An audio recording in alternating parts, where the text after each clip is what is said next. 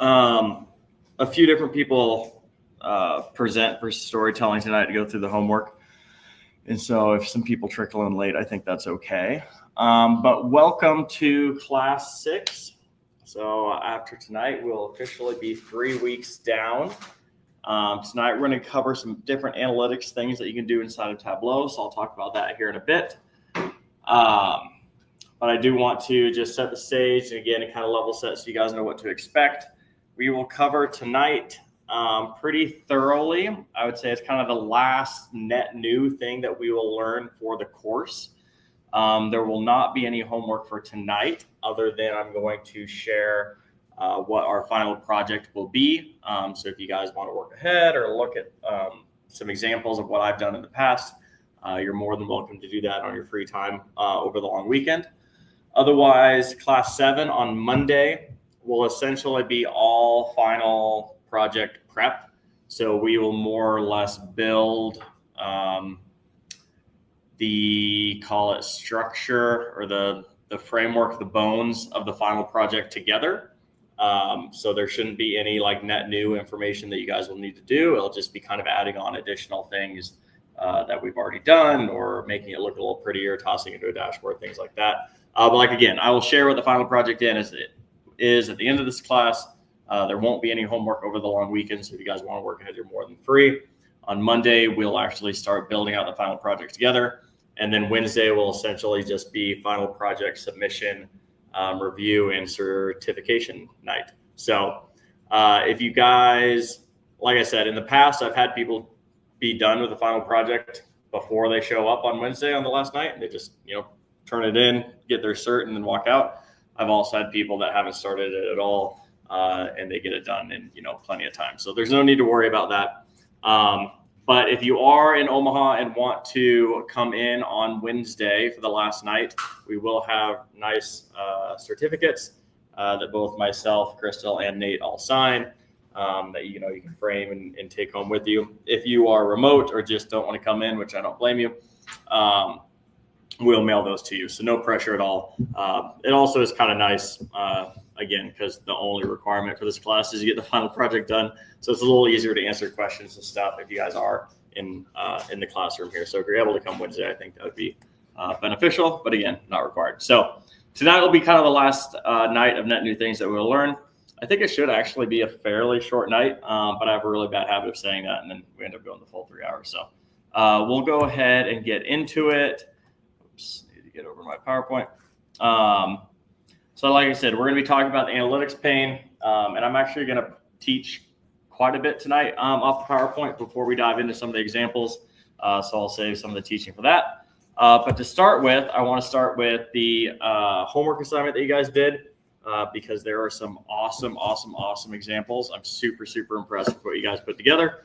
And I think this is maybe out of all the different homework that we've done, the best example of when sharing with the group and listening to what your classmates have built would be beneficial because it could spark some ideas of like, oh yeah, I would also like to track that, or oh, that's a really cool way of showing that, or I could also get that data and it'd be interesting to play around with. So I'm going to go through, I think I have 6 examples that I thought would be good to walk through. So like, as always, I will share my screen.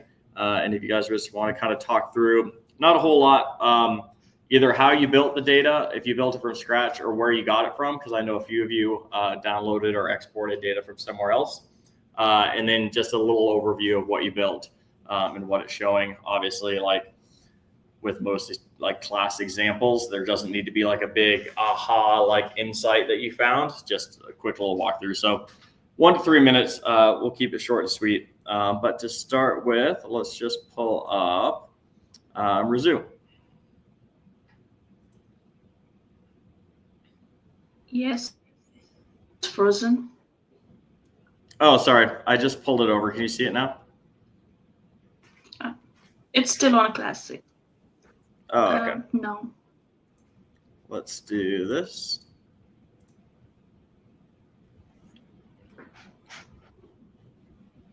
Yeah.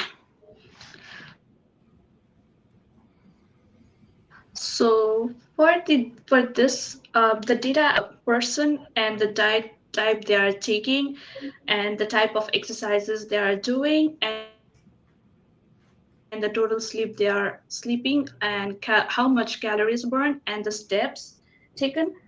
So the measure are calorie burn, sleep hours, steps, and on this one I did the comparison between the exercise type versus the calorie burn. So you can see the first one is the cycling. That one, through cycling, the person who is doing the cycling has lost 750 calories, has burned 750 calories, whereas the least is from yoga, that's just 400 calories. And then I really liked this view as well too. If you want to talk through this.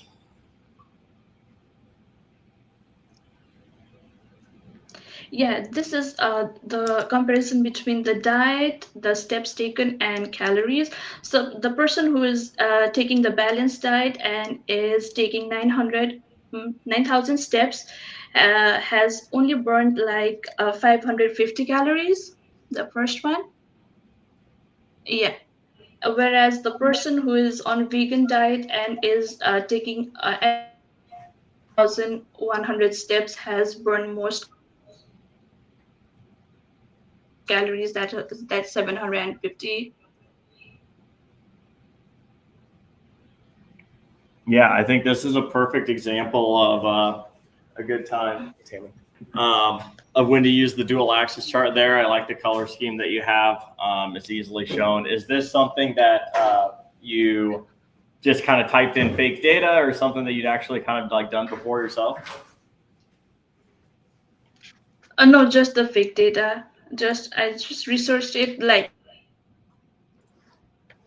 what measures I could use for this type, for the healthy lifestyle, and then I just put the fake data. Perfect. I am super interested in stuff like this. I am currently trying to do like a keto diet myself, but I've been really interested in like, if you do have a more like high calorie diet, does that give you more energy to work out more and ultimately do more steps? And like, if you do more steps, you end up burning more calories, even though you ate more calories. So I thought this was super interesting and a really good use case of the dual axis chart. So good job. Thank you. Okay. Next, on this same sort of vein, I'll have Howell present. There's a couple things that I really like on this one as well.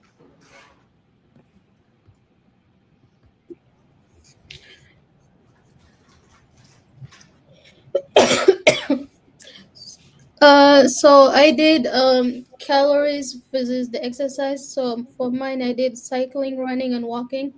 So and I compared them, and everything I put a fake data, and I just built the chart. So I thought I didn't do it right. I don't know.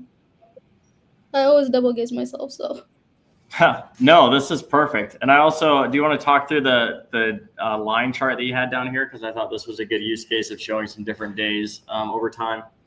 yeah, for this one, I did dates and the day of of the month.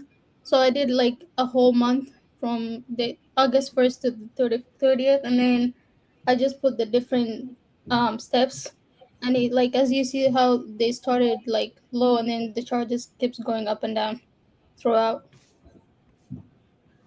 Yeah, this is great. It also sparked an idea for me.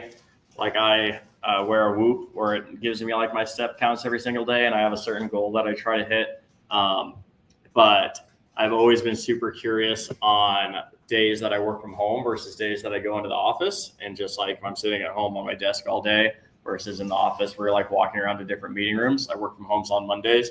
So I'd love to pull that data out and actually look at like Mondays versus Tuesdays and like what the difference from a step standpoint is on like going to the office versus a more like sedentary sit at home, work at home all day. So when I saw this chart, that immediately sparked that idea. So appreciate you putting this together. Thank you. Speaking of Whoop, oh shoot, Kimberly, do you have a mic that you can connect? I wanted to have you talk through your Whoop stuff. Oh, there we go. Perfect. Oh. Yeah, sorry, it won't let me add you to the stage unless you have a mic turned on, but that Okay. works perfect. And I know you have a few different tabs here, so let me know if you want to click into any of them. So this is Whoop is actually my own data. So it has actually a couple of spreadsheets, and I don't know how to work with multiple spreadsheets. So I just imported my workouts. I've only had it for about 6 months. So I only have 6 months with the data. So this is actually raw data. And so what Whoop does is they measure. They don't really do. They do have calories, but they measure by what's strain on a scale of like 0 to 21 is like the max. And I don't know if anybody's ever reached 21. So if you go to the, so I was just curious by the workout by months. You can tap on, go on the next tag. So I just did a line chart. This is like and I didn't do a dashboard. I apologize. So no, that's fine. So this is like my number of workout. I wanted to see like my trend over time of the number of workouts that I did per month. So I just wanted to see like what I, where I was, because I don't really keep track of it. It's just kind of in my head. So I kind of just go to my things. So and I actually Whoop doesn't actually log all of my workouts. So this isn't true data. So I think it's actually more than this. So I don't like log all my walks or anything. It does track steps, but it doesn't count like my steps as a walk, if that makes sense. But this is just a general overview. And then, so this is like the number of workouts over the course of a 6-month period. So it's workout per month. And so you can see I did a lot of walking, a lot of hot yoga. I teach hot yoga and swimming. And then you go to strain by activity. So like I mentioned, they measure strain from like 0 to 21. And so you can see like the level of, I don't know why. So this is supposed to be the month at the bottom. So I didn't label it correctly. And then the strain, the reason why it's like 0 to 320 is because it originally I had to create a calculation for the average because it just summed it up. So I obviously didn't label it correctly, but I'm not sure why it had, maybe because hot yoga had the cumulative, because I did that the most. So that had like the most strain, but average is 11. But you can see like swimming creates a lot of stress strain for me, but walking does not. Oh yeah, I hadn't even noticed this when I first looked through it. But yeah, I think your lines on the y-axis is the sum of the strain, and then your labels are the average, which is actually kind of a cool way of showing both at once, because you can come to the conclusion that you just did is like you did the most hot yoga, so that has the most like total strain with less swimming, but a higher average strain for each one of those. The other thing that I really liked in here was, just because we just did it in the last class, how you colored like the 3 specific ones that you wanted to talk about a different color and kind of put everything else in gray to not clutter the chart too much. Because if these are all different colors, obviously this would get super complicated really quick. And it's also, when labeled or when shown on this type of graph, it instantly jumps out like, okay, cold spring months, more hot yoga there. As the summer progresses and then days are a little nicer, more like outdoor walks there. Again, I'm not sure if that's accurate, but like this is something that immediately jumps out. So I thought this was a really good chart type for what you're trying to show here. And the color just really cleans everything up. Yep, I agree. And it's true. Yes, that data does indicate like I was outside walking a lot and not so much in February. Okay, I think I had a couple more. Simone, do you mind walking through yours?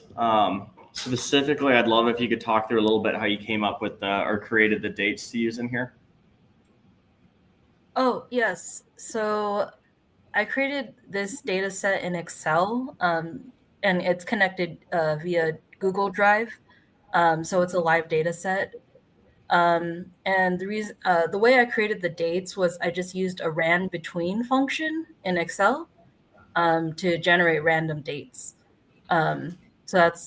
So that added some randomness to the data set. And it's basically just a mood tracker. It tracks your mood before and after a task. I didn't put the task element in here, but it basically is just tracking your mood before and after a task. And that's what this right-hand chart basically is your mood before and then after, and then the average difficulty.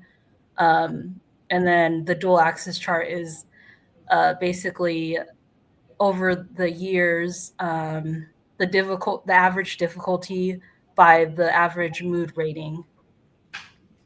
That's basically it. Yeah, it's a super clean dashboard, and also like a super informative, like insight-driven dashboard. Like this is definitely something that I would love to track for myself, like mindfulness and keeping track of how you're feeling like emotionally throughout the day is something I struggle with, and you never really know like what triggers it. You're just like, I'm having a bad day, and I was like, man, I wish I would have kept track of like what I did and how I was feeling before and after, so I could actually figure out what it is that triggers those kind of mood swings from time to time. I also really liked when you mentioned it in our Slack, the using a random date to fill out fake data is an awesome idea. Sometimes what I'll do when we have like a big launch that we're getting ready for. So like tomorrow we're launching a new like payment solution, and it's going to be a big bang, and we're going to like have 1,000 opportunities that everyone's going to be calling and going after right away to try to get them to sign up. I know that there's going to be a lot of eyeballs on that right away. So I want to build a dashboard so that they can track it and like understand how it's progressing and performing right away within the first like hour of the morning. I don't want to wait for data to come in, because you can't really build a dashboard without data, but I know what the data is going to look like. So what I'll do is I'll actually create a fake data set that is using the same structure as I know what the data is going to look like, because I help design what the table should look like. And then I'll just use the random feature inside of Excel just to fill out random data. So then I have a fake data set that I can build the dashboard for, make it look pretty, get everything all ready to go. And then as soon as it goes live tomorrow morning, I'll just switch out Tableau from pointing at Excel to pointing at the table, like the live table that's actually going to be populated. So then everything will flow in, and I'll already know how it's going to look once it starts progressing there. So I wanted to call out that random feature in Excel as a great use case for creating fake data sets, and also a good example of we're not just creating fake data for the sake of class. Like that's something that you can do in your real life job when you want to have something built before the data exists. Sweet. Thank you very much, Simone. Thank you. All right. Thank you, everyone else. That I think we had a couple more steps, dashboards, which is awesome. Very health conscious. Tammy was building out a monthly budget report, which I think is a really, really good use case as well too. And again, something I should probably track more myself.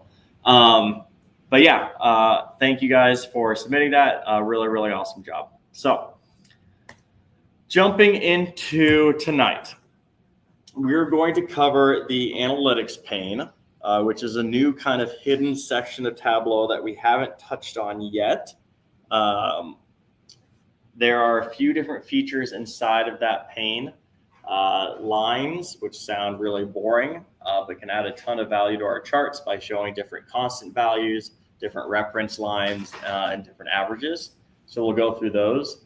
Medians with quartiles is a fantastic way to summarize your data and show what's happening with kind of some bands around it. Box plots are awesome. Before I started teaching this class, I actually didn't use them in Tableau. Then as I was building out the curriculum, I'm like, there's a ton of good use cases for this. If you guys remember from like elementary school, we used to call them like box and whisker plots. So super fun. We'll build some of those. And then k-means clustering is all actually a very, very complicated data science machine learning tactic, which I'll discuss at least at a high level tonight to give you guys a little overview of what we're doing. But if you take a Python class or a data science class in this curriculum, you'll spend a full week on it. But Tableau allows us to do it with just a couple clicks of the button. So we will actually do some machine learning stuff, that people that get paid $10 million a year to go work at OpenAI do with a couple of easy clicks inside of Tableau. And then trend lines is another machine learning algorithm inside of Tableau, just a real basic linear regression. not as complicated as k-means clustering, but just as powerful. And then some forecasting stuff, which is a ton of, again, really complicated model to build, something you can do really easily in Tableau. And I use it a ton. It's a really good way to show where you think things are going to go. So we will, since some of these are more conceptual than some of the stuff we've talked about in the past, I'll actually go through my slides for the first, call it 30 minutes here. And then we'll build them inside of Tableau for our next hour. And then, like I said, we won't have any homework for tonight other than kind of prepping for the final next week. So let me go full screen so everyone can see this a little bit better.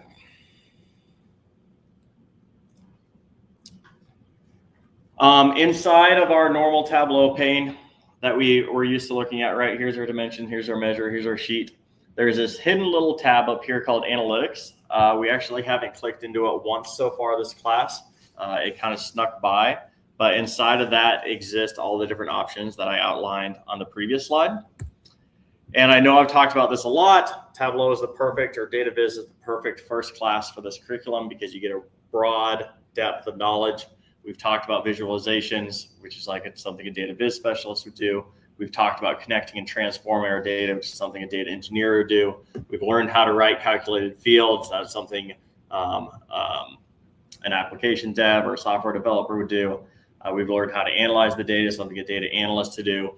Tonight, we'll kind of be learning the data scientist portion of this kind of full stack data science suite that we're teaching through Data Viz.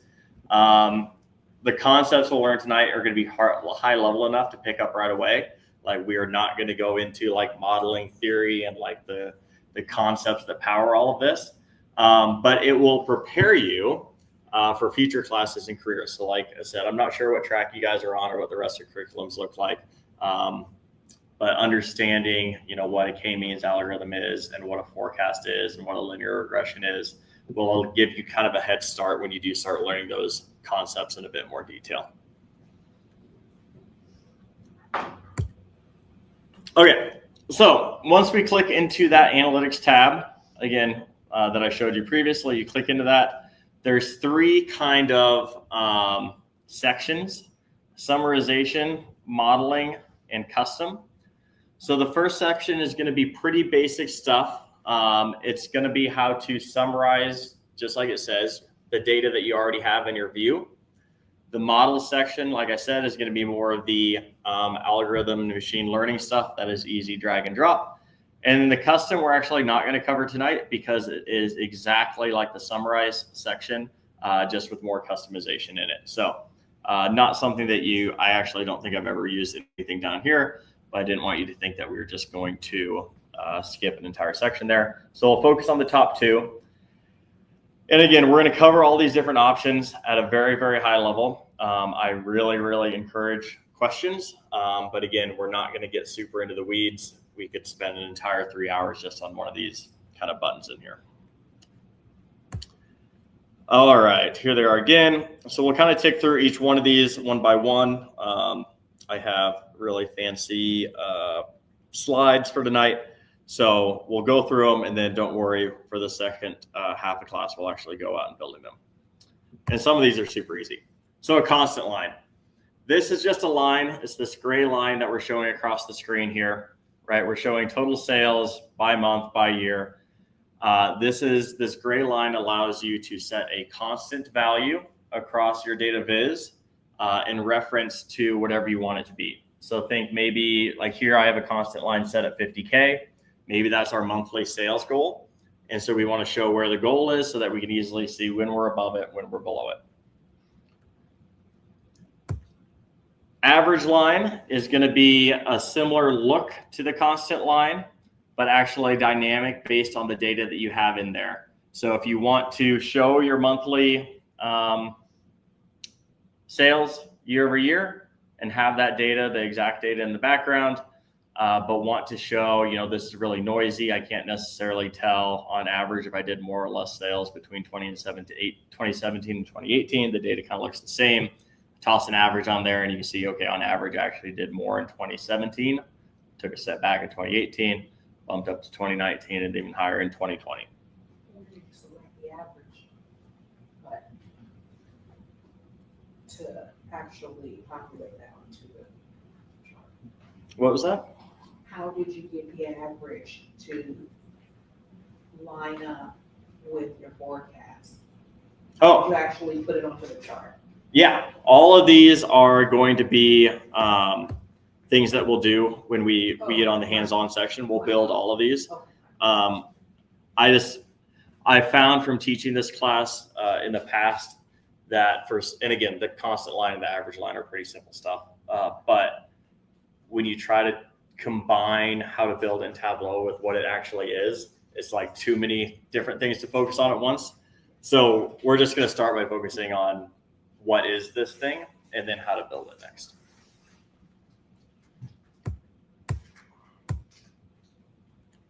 Okay, so everyone's familiar with averages. Medians, if you're not familiar, are a little bit different than averages. Averages are going to be, right, if you have 10 different data points, you sum them all up, divided by 10, that's what the average is going to be. Median is going to be what your middle data point is. So if you have 10 different data points, you sort them from smallest to highest, and then pick number 5 right in the middle, and that will be your median. A good time to use median instead of an average is if you have a couple outliers in there. So say we have, we'll use steps since we just did a ton of examples of steps. And I walked 200 steps Monday through Saturday. And then on Sunday, I walked 10,000 steps. If I looked at my average there, right, it's going to be like 1,000 steps a day or somewhere in there. But if I looked at my median, it would be 100 steps a day. So it gives sometimes a more realistic expectation on where the middle amount is without actually averaging some really, really highly skewed numbers there. And then quartiles are just going to show 25% and 25% below. So 50%, the middle 50% are going to be your quartiles. The top 25% is going to be excluded. The bottom 25% is going to be excluded. So again, same general theme for the specific example as the average, where we came down a little bit, then we went up and up. But you can see how the bands actually get a little bit wider year over year, where there's a little bit more variance in 2020, right? Because we have some of these outliers, where in 2017 and 2018, specifically 2018 is a little bit tighter because there's not as many outliers there. So definitely use cases to use both average and medians. And the good news is with Tableau, we can do both super easy. Any questions on the difference between those two?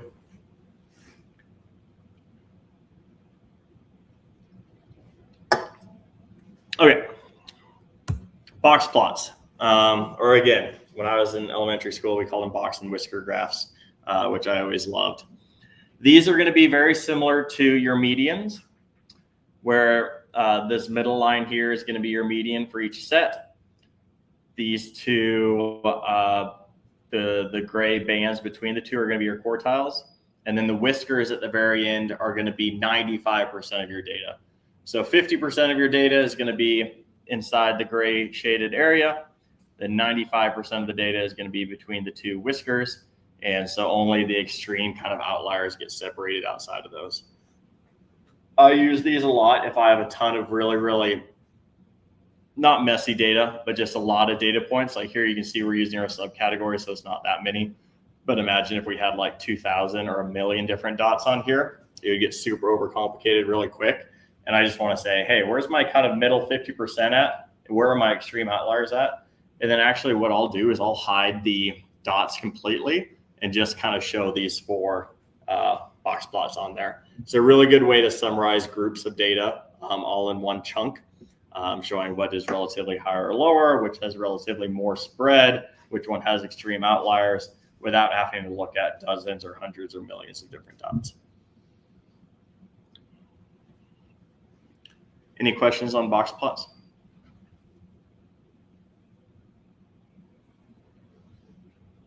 Cool. And then the last kind of, or the last tool,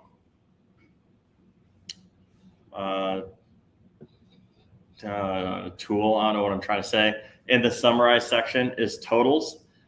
This is a funny one to me because we've done it about 5 different ways so far in this class, and you'll get mad at me after tonight because there is an easy drag and drop method this whole time. But totals are exactly what it sounds like. You can have pane totals, right, for furniture. We can add all of these up and have that 742 number that we've looked at a ton right here inside your pane. Here's our office supplies totals. Here's our technology totals. And then we can also have grand totals, which is going to add up everything in between here. We can make these be sums. We can make these be averages. We can make them be whatever they want. And if we were to have multiple columns as well too, so like I think in the past we've done the regions like south, north, east, and west, we can have row totals as well too over to the side where it's sum up bookcases across all the different categories there. So most times when I'm building out tables, I include kind of the subtotals and the grand totals in there because a lot of times people are going to want to add up those different things. Like we've done, like I said, 5 different examples in class on different times to do that. So again, a really easy drag and drop method inside of Tableau, which will amplify the amount of data that you can see in a table relatively easily.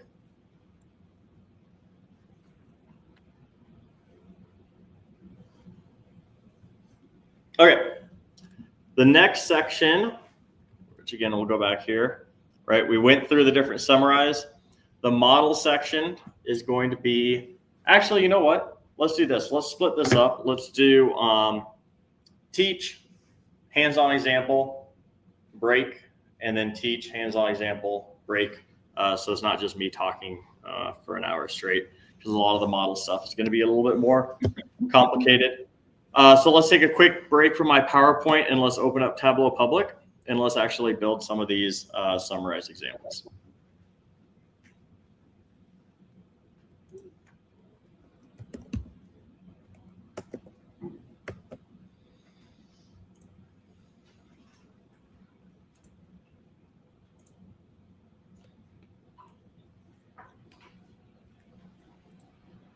So just like we've started every other class, open up Tableau Public, Microsoft Excel, click into our Superstore data, drag over orders, and click into sheet 1. As you guys are getting that set up, I'm going to pull over my PowerPoint just so I can see what examples we had to walk through.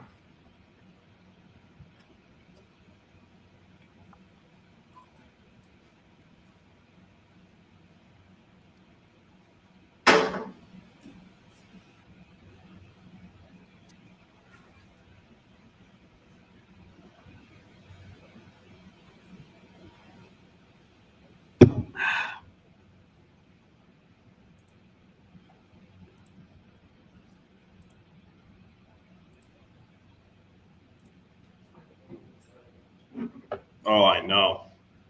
You're telling me. Yeah, I'm not sure what happened to 2025. Okay. Blinked and it was gone.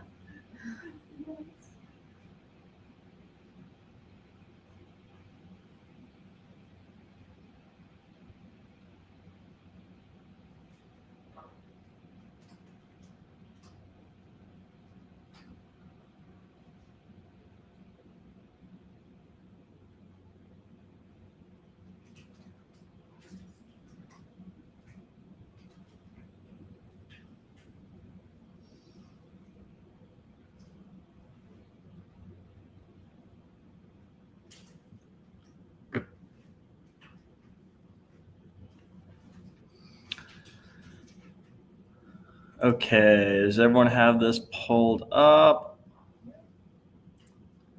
Cool. To start with, we are going to do, and we'll actually use these for our first few before we switch over. So let's bring our order date up to our columns. And let's bring our sales onto our rows.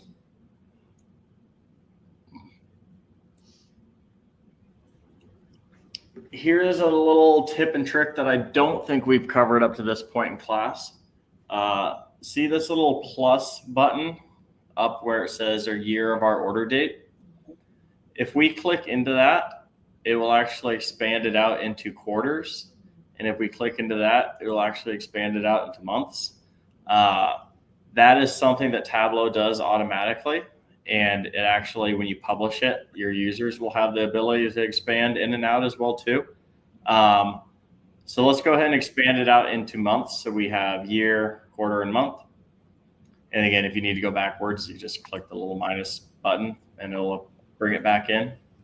But it saves you a little bit of time as opposed to having to drag two different things up there and click the arrow key. And then let's just drag quarter off. So we just have year and month. So it looks something like this. Again, we could have done that the way we've done it up to this point in the class, but I always like to share little tips and tricks here and there.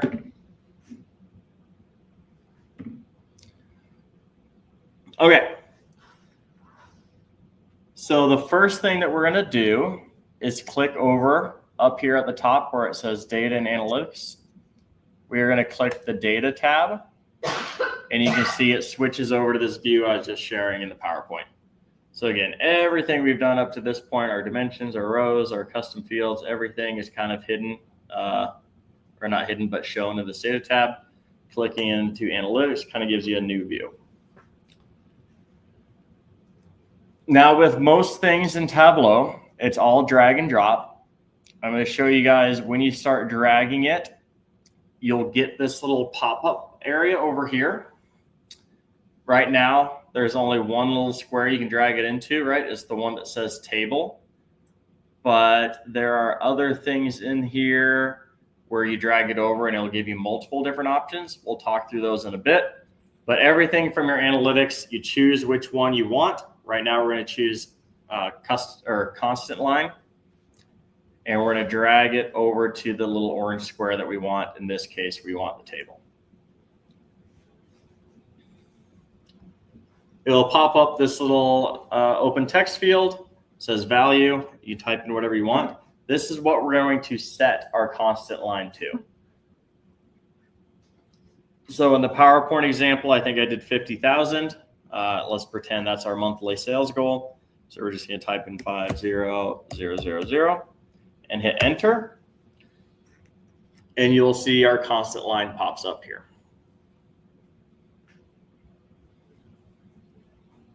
Everyone have this so far or run into any issues yet?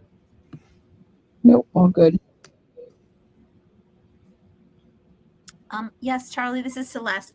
When I clicked 5000, it didn't. Oh, you have 50,000. Okay.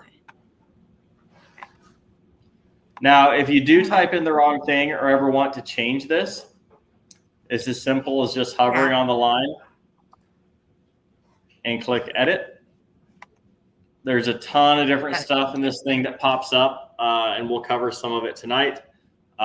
But the main thing that you need to know is right here, the value. Let's change this to 75,000. Whoops, too far, 75,000. Click OK. Right, here it is. Again, if I wanted to edit that, it's just right click on it, edit. And I can change this value to whatever I want.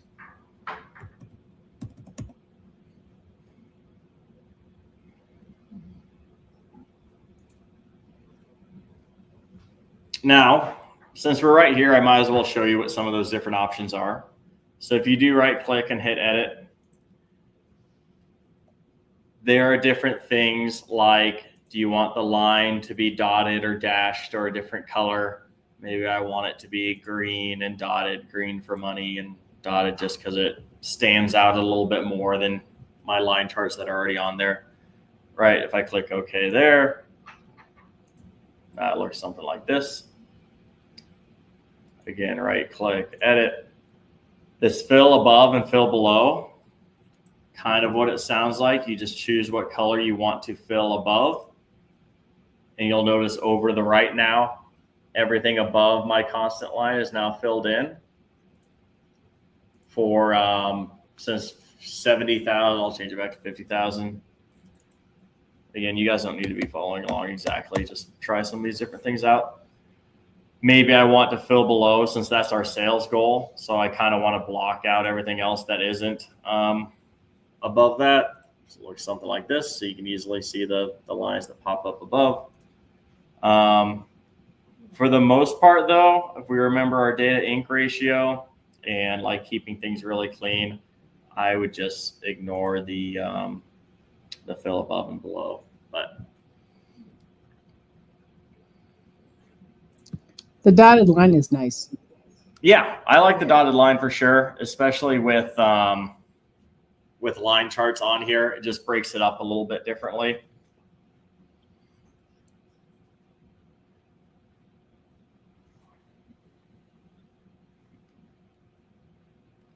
Okay, let's rename this one. And let's just call this constant line. So that way when we're going back through our homework, or I mean going back through this example, super easy to find the different analytics things that we use on each page. And then remember, we're going to be building like 3 of these that are all pretty much the same. So instead of starting a new sheet, let's just go up to our handy dandy duplicate button up here and click that. Now, if I ever want to get rid of something that a different line or a different analytics thing that I put on the chart here, it's as simple, just like we were getting rid of a pill or something from our columns and our rows, just click onto the line and drag it off. And that will remove the reference line. Yep. Quick question on the reference line. Yep. It says 50,000. Is there a way to like have it display 50K? Wow, great question. I actually don't know if I know the answer, but let's see if I can figure it out. Format, numbers. Yep. So you just right click on the reference line. Yep. And instead of edit, I guess you can remove it just by clicking remove too if you didn't want to drag it off. If you click format, it looks like it gives you some of those same formatting options over here, plus a couple additional ones. You'll want to click into numbers and change that to the currency custom like we've done before. Yeah. And then the display units, thousands. We'll go 50K. Thank you. Maybe get rid of a couple. That's such a good question. I don't think I've ever done that before.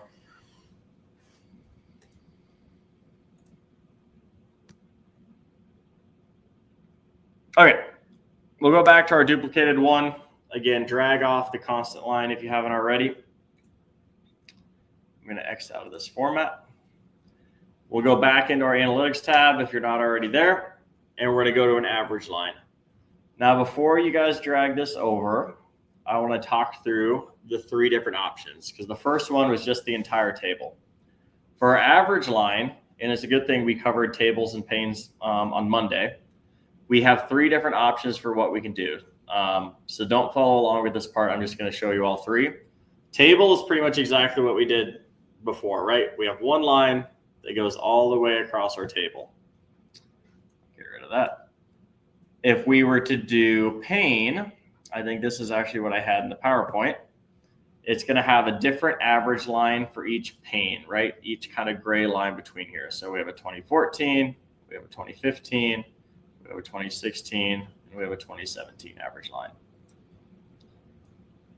And then the last option is cell. So this is going to be each individual column. So it doesn't make a ton of sense to use this in this specific example, right? Because we only have one line on each one of our cells or each one of our columns, right? So we have 12 average lines now for each year, but it's just the average of one thing, right? So they're all just exactly where they were. Now, if this was a like dual axis chart, or if we had a ton of different, right? If we had something like, again, you don't need to follow along with this part, but if we had something like category on our color, so now we had 3 different lines on each one of these. Now you can see this average line is the middle of all 3 of those. Again, it's a little messy, probably not a good example there, but that's the difference between table, pane, and cell. For this specific example, just to do something a little different than we did with our constant, our average line over to pane and drop it down.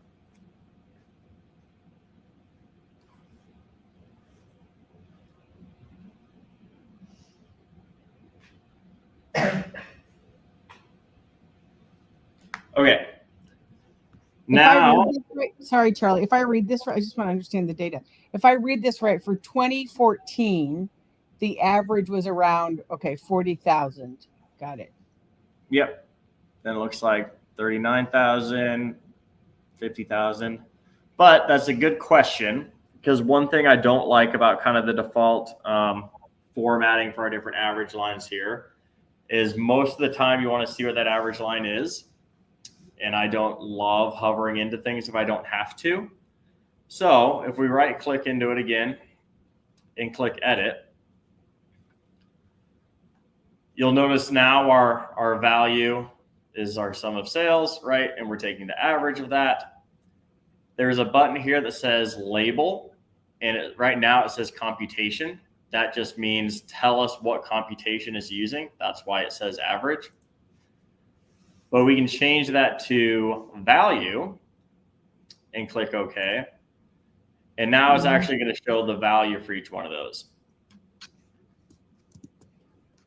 Now let's right click into that again and hit edit. You saw that there was a third option here, which is actually the one I probably use the most, which is custom. This allows you to add multiple things in there. So if I hit this arrow, you can see I can add the field name, the field label, the computation, the value. What I'll do a lot of times is click computation, right? That's what we had before. And now it just says average here. And then I'll just type a little colon and a space. And I'll click value. And now we kind of get the best of both worlds, where it says average 50,767. And you can type whatever you want in here. You could say like the average is, and then you can add in your value, right? The average is blah, blah, blah. You could also use these other ones, field name, right? Sales. So you could say sales space computation space value. So then it says sales average 57,000, right? So it allows you to use some things that are automatically calculated for you, or you can just type whatever you want in there.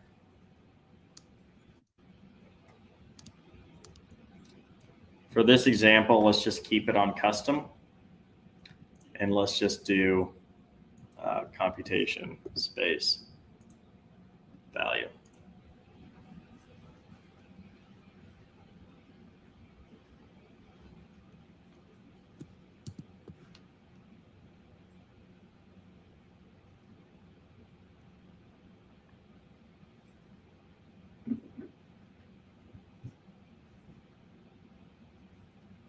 Let me know if anyone's running into any issues here.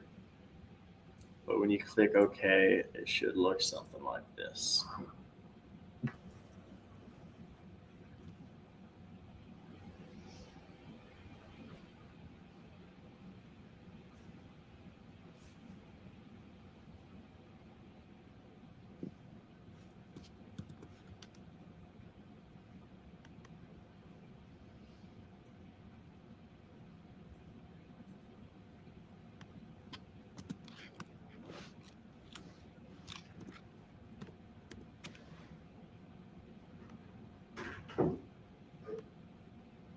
Okay, we're going to do one more line chart. I think, yep. So let's rename this one average line. And then let's go up here and duplicate it.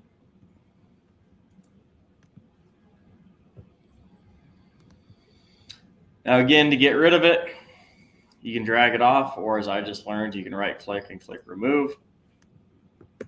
I always find it kind of satisfying to drag stuff off though. We'll click back into our analytics tab here.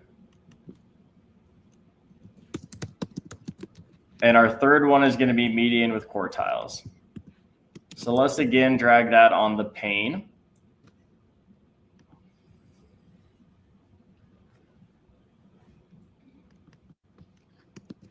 And we have something that looks like this. Again, the median is going to be right in the middle of all your different values, not averaging them, but just if you were to rank all the values on here from highest to lowest, the median is going to be the very middle of those. And then our quartiles is going to go up 25% for our upper quartile and down 25% for our bottom quartile. So you can see for this specific example, 2014, our upper quartile is way higher than our lower quartile is.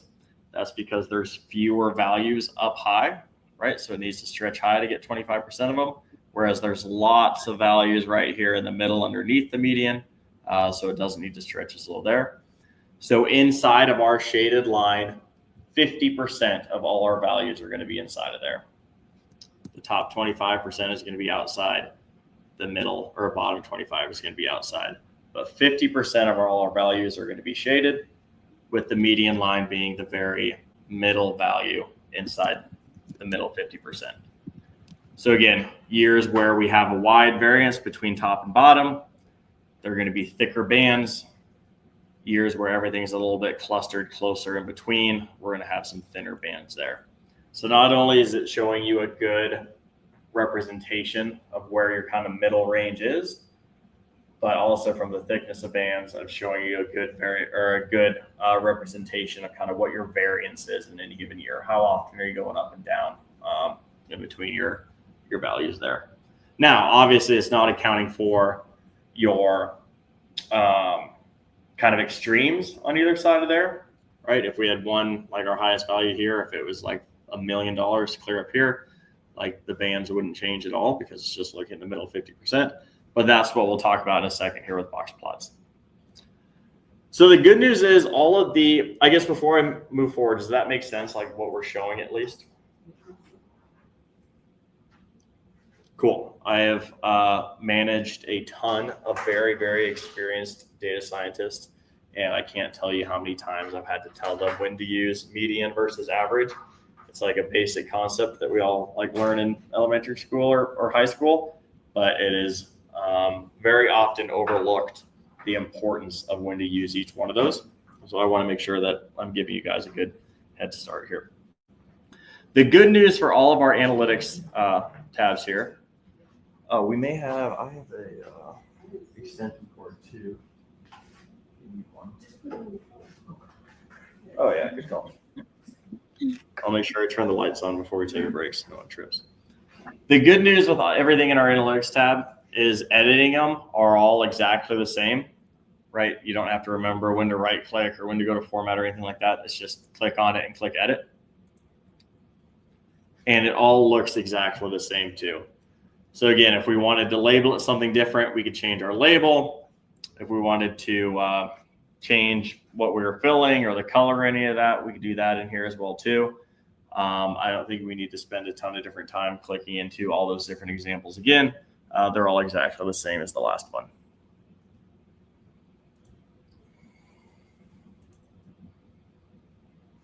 I will say this is a really good example of like when grid lines are super annoying, right? Because we have our gray lines here, we have our gray bands, but then also the grid lines behind are showing us like a white line here. It starts to get a little complicated on like which is the median, what is just like a random white line. So maybe let's get some quick practice removing those because we haven't done it for a couple weeks. Remember, you just right click anywhere on your view here and click format. Then we go over to our little lines option, which is aptly represented by 3 little lines over on the right. And then remember, Tableau lies to us. It says grid lines none, but we actually click into that and click none again, and that removes them. Gosh, that makes it just look so much cleaner. Grid lines are the devil. One more time. Yep. Right click anywhere on here, I did that. format. And then we want to get rid of the lines. So we go over to the far right where the 3 lines are. And again, if you hover over these, they'll tell you what they are. We'll click into lines. And then just click into grid lines and click none.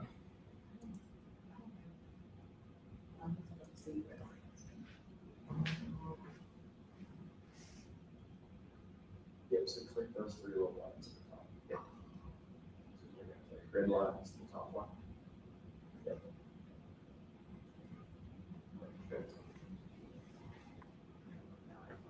No, no worries at all. Okay. We have 2 more to go through. Let's rename this one median with quartiles.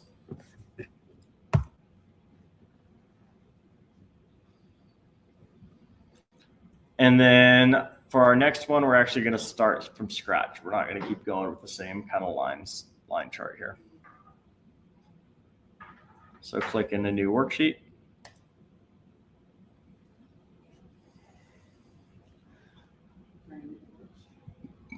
Yep.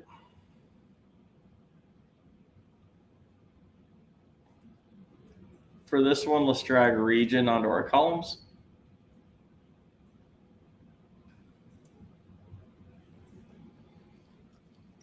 And then let's drag sales onto our rows.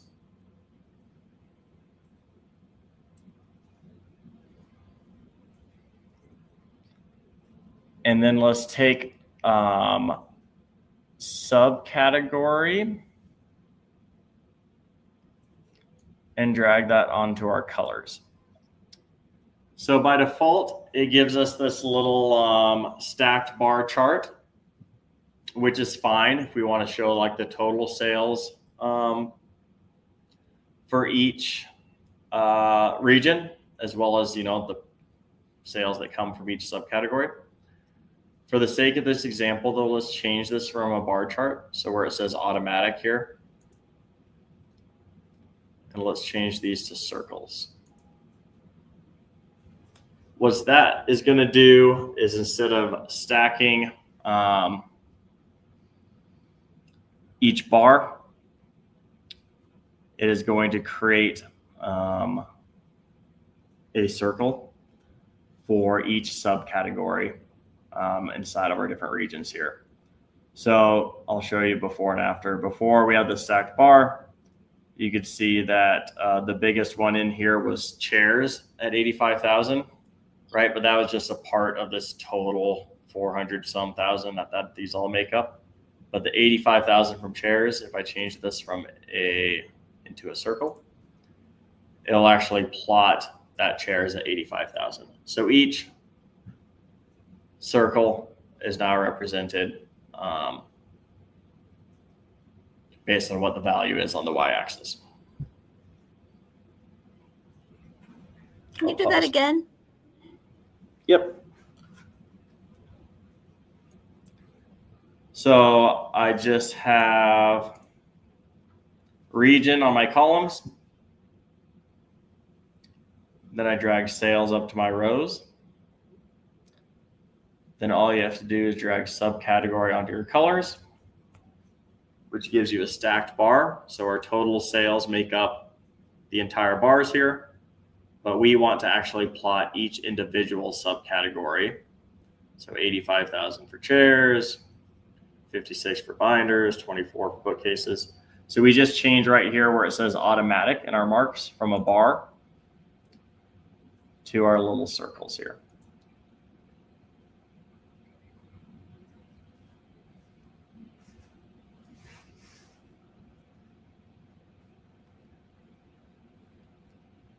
Now, what I like and when I use a visualization like this is when I want to see what the total spread is across our different categories, or in this case, subcategories inside of a bar, right? If I just had it as a bar, I can see what my total sales are for each region. And I can kind of see that like some of them are bigger than the others, right? I can tell right away that like chairs is bigger. And I can tell right away that some of these smaller ones, like what's this? Labels are relatively small. But when I show it as a circle here, each individual plot, now I can actually see like, okay, a lot of them are relatively small. I have a few big ones like phones and chairs. Here I have machines and storage and chairs and phones. Here they're all relatively clustered together. So you can see, even though the sum of sales may be relatively the same, when you combine all these, when you break them out individually, it shows you like, hey, a couple of these are powered by a couple of heavy hitters versus a couple of these are relatively small. However, it's a really ugly chart and it's really convoluted. And there's lots of dots everywhere, and it kind of looks like an art exhibit. It's my favorite insult to say about a data viz. It looks like an art exhibit. So we can clean it up with, go over to analytics, our handy dandy box plot. So if I take that box plot and drag it over, we only have one option here onto cell. It is going to give us, again, what I just say I wanted to understand from this chart. I want to understand the distribution. I want to understand what the outliers are. I want to understand how closely these different things are clustered together. So I'll go through how we can tell this from the box plots, but you notice it's still kind of hard to read, right? The circles are taking up too much room and you can't really tell where the box starts and ends. I mentioned this at the beginning. A lot of times what I'll do is I will either make the colors way lighter or make the size of the circles way smaller. So we know how to change the size. We've done that before, right? We just click into our size box. And let's drag that. Clear down is a little bit too small. But somewhere kind of in the middle here. You can play around with it. I like being able to at least see where they're at. But I don't want them to take up the whole screen because that's what I made nice box plot for. So now, again, if I'm trying to understand what the distribution is across my different subcategories, I can easily see which of them have the biggest variance, right? That's what the height of each box chart is. I can easily see where the median is.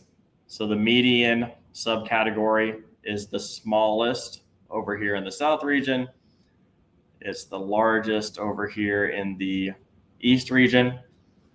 I can easily see which ones have tight distributions, right? Both Central and South are relatively small in the box part, which again is our median, our 25%, 25%. And the added benefit that you get from a box plot as opposed to just the median with quartiles is you get the 95% upper and lower whiskers as well too. So this is going to show like, hey, 95% of the values are between these two extremes. And so you'll notice, I guess the last added benefit you get is you also get to see the extreme outliers. So again, if we were to use an average for this and just try to summarize everything at once, we don't know if we have 20 different categories that are all subcategories that are all the same exact value. That's why the average is that way. Or we don't know if we have a couple extreme values that are, skewing everything way up. We don't know if they're tightly clustered together or if they're all over the place. So a box plot is a good use case for this. A specific example that I've done at Buildertrend using this exact chart type is that it was actually by region, and we wanted to understand home prices of the customers that are using Buildertrend. Are they building, $100,000 homes? Are they building $100 million homes? And if you just look at the average home value by your different regions, you get really, really misleading results, right? Like for instance, California is one where there's a lot of tightly, densely populated areas. ADUs are big in California right now. They're accessory dwelling units. They're literally just like it's going to sound like an insult to say, it's like a shed built in someone's backyard that they're using as secondary living space. They're actually really, really nice. So like I said, calling it a shed was a bad comparison, but that's kind of what it looks like. So there's a ton of those, And then you get out to like Hollywood Hills and you're building, like, $20 million mansions. So if you look at the average, you have no real understanding of, okay, in the West region or in California, why is the average higher or lower? Or is the average for California actually about the same as like the average for Nebraska? Because you have a lot of really, really cheap houses. You have a lot of really, really expensive houses. So if you just look at the average, you can't tell the two. You're like, oh, they're building the same types of houses that California is, they're building Nebraska. But then when you do this chart on there, for Nebraska, it's actually pretty similar kind of across the board. Like no one's building $100 million houses. And obviously there's a distribution of different types of houses. But it's way tighter. And that's an insight that you can find from a box and whisker. Is like, hey, the houses that you're building in Nebraska are relatively between, most of them, 50% of them are going to be kind of between these two really tight bands. You're going to have a couple outliers at the top 95%, a couple of the bottom 95%. But then you look at California, and it's going to be way righter here, where 50% of your values are going to be drastically different. You're going to have some extreme outliers on either side. So that would be when you'd use this chart type to actually draw an insight. I know it's kind of hard to understand when you'd actually use it when we're just using Superstore data. So hopefully that's beneficial of when you'd use something like this. Any questions on box plots here? So I'm less familiar with these. I've never actually seen this type of chart before. Yeah. And you're correct, it does look neater. Yeah, for sure. Okay, last one, then we'll take a quick break. Let's real quick, let's rename this one so we don't lose track of it. Can I ask you one quick question, Charlie? Yeah, of course. So I'm familiar with these types of charts. I've actually never seen this before. Is it beneficiary? Would you ever want to, in terms of like analysis, ever have the total number for that region, like the total sales? Or that doesn't really help you because you're really just looking at distribution? Oh, for sure. Yeah, absolutely. You'd want to do that. What I would do for that is like, I would duplicate this. I'd get rid of these bad boys. I would change this to, you don't need to follow along with this. I change this to a bar. And then I would put them side by side on a dashboard, something like this, where I see. Yeah. So not all within the same visualization. I'd show those two as like two very different insights. Yeah. That tell a more complete story here. Yeah, that's a great call out of when you'd probably want both on there. In fact, I may put 4 or 5 different charts that are all kind of showing the same, 4 or 5 different charts with the same data that are showing very different things. I think a common mistake that some people will make is trying to either one, oversimplify and just show one specific thing, or 2, overcomplicate and try to show 20 different things all in one chart.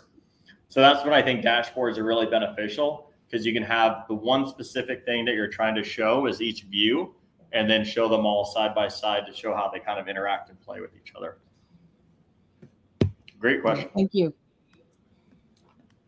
Okay, I'm going to delete this. Delete this. Okay, our very last one is just our totals on a table. So let's create a new sheet. And let's just drag in like region on our columns. Let's do category, just category on our rows. And then let's also drag in subcategory on our rows. So we should have 3 total dimensions up there.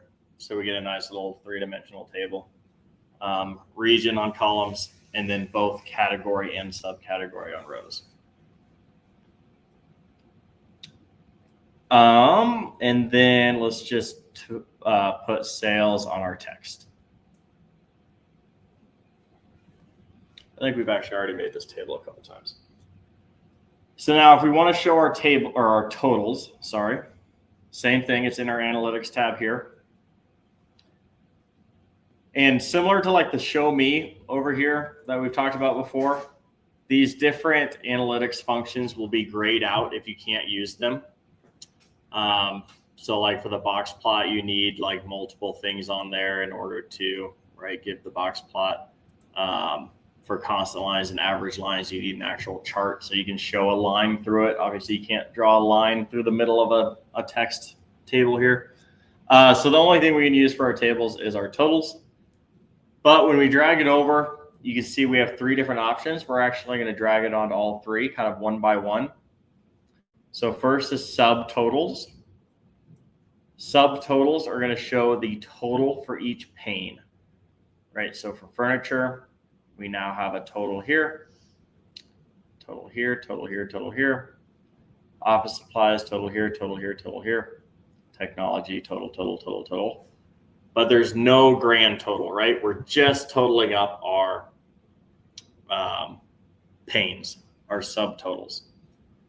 But we can add both. So we'll keep that on there. We'll go back to our analytics pane, grab totals again.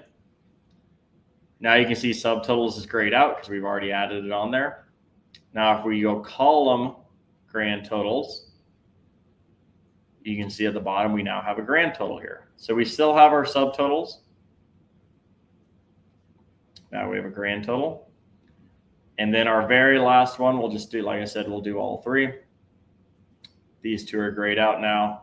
We'll go row grand totals. And it's always nice. The little picture here kind of shows you where it's going to end up. So for subtotals, you can see the picture. It has like 2 things with gray lines underneath, 1 thing with a gray line underneath, and then this one thing, but the gray is on the right side, so you know where it's going to end up. And now we have our grand totals here. So before, obviously, the table is beneficial because it shows us what our sales are by these different splits, what's high, what's low. But it also allows us to say, without having to build 3 different or 4 different charts, which subcategory is the highest, right? By looking 1, 2, 3, 4. But then we can also compare which category is the highest by comparing our subtotals. And we also can understand which region is the highest here by comparing all of these different grand totals across the bottom. And then if we want to understand which subcategories are the highest, right, we have central, east, southwest, but we also have a grand total here. And then voila, in this bottom right corner is our grand total from our rows and our grand total for our columns. So it's the grand total of everything that's on the table here. So again, not an overly complicated thing, but I do think it's beneficial to have in your tables, especially because, as we've shown through the examples that we've done in class, a lot of times we want the granularity of having stuff broken out by these, like I said, kind of 3-dimensional category, subcategory, region, but also want the ability to say, well, okay, what is it just across all bookcases, ignoring region? And how does that compare to chairs, ignoring all regions? And for our central, what's the total here and how does that compare to east? So it just gives a little bit more functionality. I would use this for something that like you're not necessarily presenting. Maybe it's just something that you're checking every single day and want to see how the totals are updating. Obviously not a super appealing viz. But if someone's in the weeds or even if they're used to using Excel, I use tables a lot. We have a ton of executives that are like, can you just send me the Excel? I'm like, no, because I have to update the Excel every day manually. Tableau is always updated. It's connected to the live data. But I can give you something that looks just like Excel. And that's kind of when I would use something like this. Any questions on totals? Okay, before we take our break, let's just rename this to totals. And then this is a good chance to make sure that we have this saved. Like I said, there's not going to be any homework covering this stuff tonight.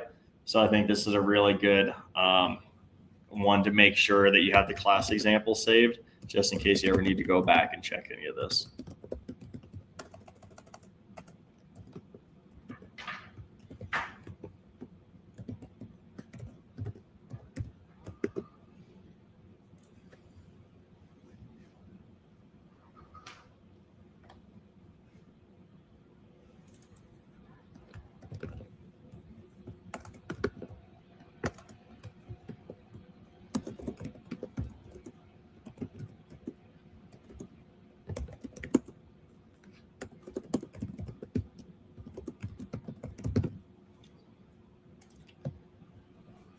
Okay, once you guys save, let's take a quick 10-minute break. So it is 7:17 now. Let's be back at 7:27.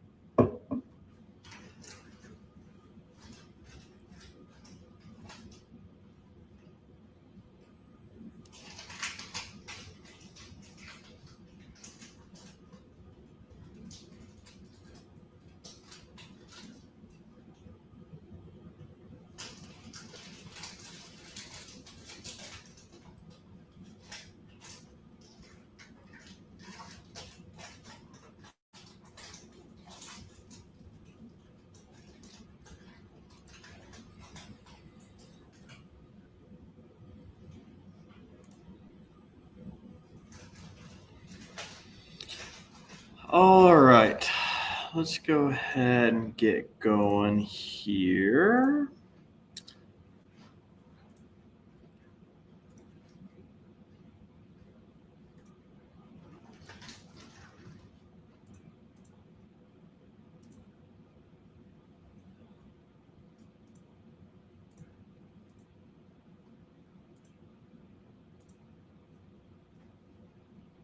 Okay. I'm going to running a little long here, so I'm going to kind of pick and choose what to do in class and what to kind of just talk through. I think there's a couple at the end that aren't super important, so I want to spend some time here. We're not. Let me hold on. Let me just real quickly show you guys these next two. You do not need to follow along to this. So just like we did our constant line, our average line, our median with quartiles, these next two that I'm going to talk through in the model section are the same as far as like building them go, is exactly the same. Right here, all I can show you. Here's our average line, right? Our average line with a 95% confidence. We can drag it on table. We can drag it on pane. We can drag it on cell. If I drag it on table, right, it shows right there. If I were to do the median, same exact thing. So building them is not hard. What they actually represent is a little hard. So confidence intervals, if any of you ever took like stats in class or statistics in college, is a pretty important thing to understand. And as if you go down a data science track and start like building different models, confidence intervals is really, really important to pretty much caveat any model you build it with. Is essentially your get out of jail free card of saying, hey, I built this model to the best of my ability, but I'm only 95% confident in it. Or not even I'm 95% confident. The model itself is only 95% confident. Doesn't mean it's 95% accurate. It's just saying, hey, from what I am showing here, I can confidently say 95% confidence that this is what the answer is. So average is a really, really easy example to kind of communicate that. As opposed to a traditional average line, because this looks very similar to like our median box plot thing and things like that. It's not that. As opposed to our traditional average line, that's just going to blanket show the average across the entire table here. The bands is essentially showing if we were to repeat this experiment, or if we were to have a new random sales month come in, or had another year of sales with no external factors, right? We're not going to spend more money to get more sales. We kept everything the same and did this year again. We were 95% confidence the average would land inside this range. So if I were to have a year, if every single year looked exactly the same and there was no variance and it never went up or down, it was just consistently flat, my 95% confidence interval would be really, really tight. It would say, hey, this is just what we do. We do it consistently. This is where the average is always going to be. However, you can see on here, we have some years that go up and up. We have some months that are really, really low here. So if we were to say, hey, what's the average going to be in 2021? It can't just say, hey, the average is going to be exactly where it's been the last 4 years. It's going to say there may be some changes in there. And so if someone were to ask you as a data scientist, hey, what's the average going to be in 2021? You wouldn't want to just say, hey, over the last 4 years, our average has been this, so the average is going to be that again in 2021. You'd say, hey, based on our averages from the last 4 years, I can say with 95% confidence that it's going to be between this value and this value in 2021. And again, and it could come out outside that, and they can't get mad at you and say you were wrong because you're like, hey, I was only 95% confident. You can change those. If I wanted something I could be 99% confident in, Celeste, I saw you sent a screenshot. You can't see the screen. I think you left and come back, so I didn't have you added to the stage here. But I'll reshare it just in case. Something to be 99% confidence in, I would want a rider band. I'd want to give myself more coverage, right? If they said, no, we need a really, really tight band, it's like, okay, I can give you a tight band, but I'm only going to be 80% confident in that. So I guess it is actually kind of important to show in Tableau how you can adjust those. Gosh, what a mess. Let me get rid of some of these. Again, you don't need to follow along with this because I'm going to go relatively quick. And I'll publish this, so if you want to figure it out, you can download it too. If I were to drag this 95, average the 95% confidence interval over to my table, right here it is. It shows me, I can hover over the average. Okay, it has the average, it has the confidence interval. If I click into it and hit edit, you can see I can change that 95 to 99.9, right? That's going to make a much bigger band because it's giving myself more leeway. If I don't need to be super confident, say, hey, I only need a 50% confidence interval, it's going to give me something that's pretty tight. So when to use, how to decide which confidence interval to use really depends on what the repercussions of being wrong is, right? If you're talking to your CEO and he's trying to, BS with his friends at the bar, like, just tell me what it's going to be next year. It's like, oh, okay. It's going to be between these two values. I'm only 50% confidence. He doesn't know. He's never going to check with you again. Now, if you're working at a hospital and someone's asking you, what's the average death rate going to be or something really morbid, you're going to want to be way more confident and bake in way more leeway. You may need to order a certain amount of meds. You don't want to run out of medicine. They're going to ask you how many you should order. You're like, you should probably order this top percentage because, worst case scenario would be wrong. We don't have medicine to provide for our patients here. So it's kind of a gut check thing on like, what specific. I wouldn't say there's like a general rule of thumb. 95% for some reason is like kind of the generally acceptable, wide enough to be pretty confident, 95%, but not so wide that you're like icing out some repercussions there. But this concept of confidence intervals is going to persist through a lot of other models that you build outside of just saying what the average is. Average is probably like the most basic, but the concept of confidence intervals will persist. But just like as far as like Tableau goes, as far as building it, it's exactly the same. You drag it on top of there, you can change your colors, you can change your confidence interval, and you can do whatever you want there. So again, trying to keep it high level enough that we can all understand it tonight without like actually building it out. Does that make sense, or any questions there? It does make sense, but would you walk through it again? How to build it or like what it means? Yeah, super easy. Gosh, I keep adding different examples on here. Oh, each one added a different example. So we'll just use our same line chart that we've been using for all of our other examples. And I'll actually rename this. So when I publish it, you can go out and download it if you want.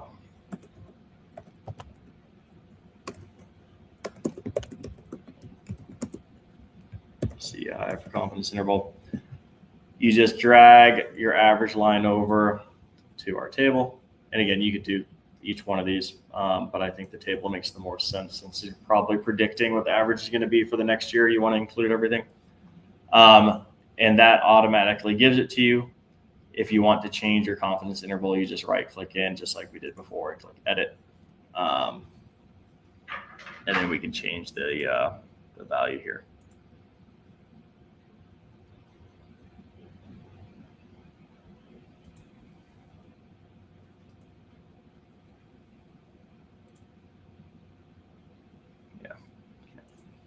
Okay, I am not going to spend as much time on the next one because it's exactly the same. Same concept for the confidence intervals, same way to build it inside of Tableau. The only difference is if you were trying to predict the median instead of the average, again, maybe you have some outliers in there. So you want something that's more right in the middle as opposed to averages, you would use the median, but the concept's exactly the same. You drag it over, gives you your thing, you can edit it. Change your confidence interval if you want to. Click OK. Only difference is one's going to predict the average, one's going to predict the median. The use cases for when to use the two would be exactly the same like we talked about before. Where median would probably be a better bet if you had a lot of outliers.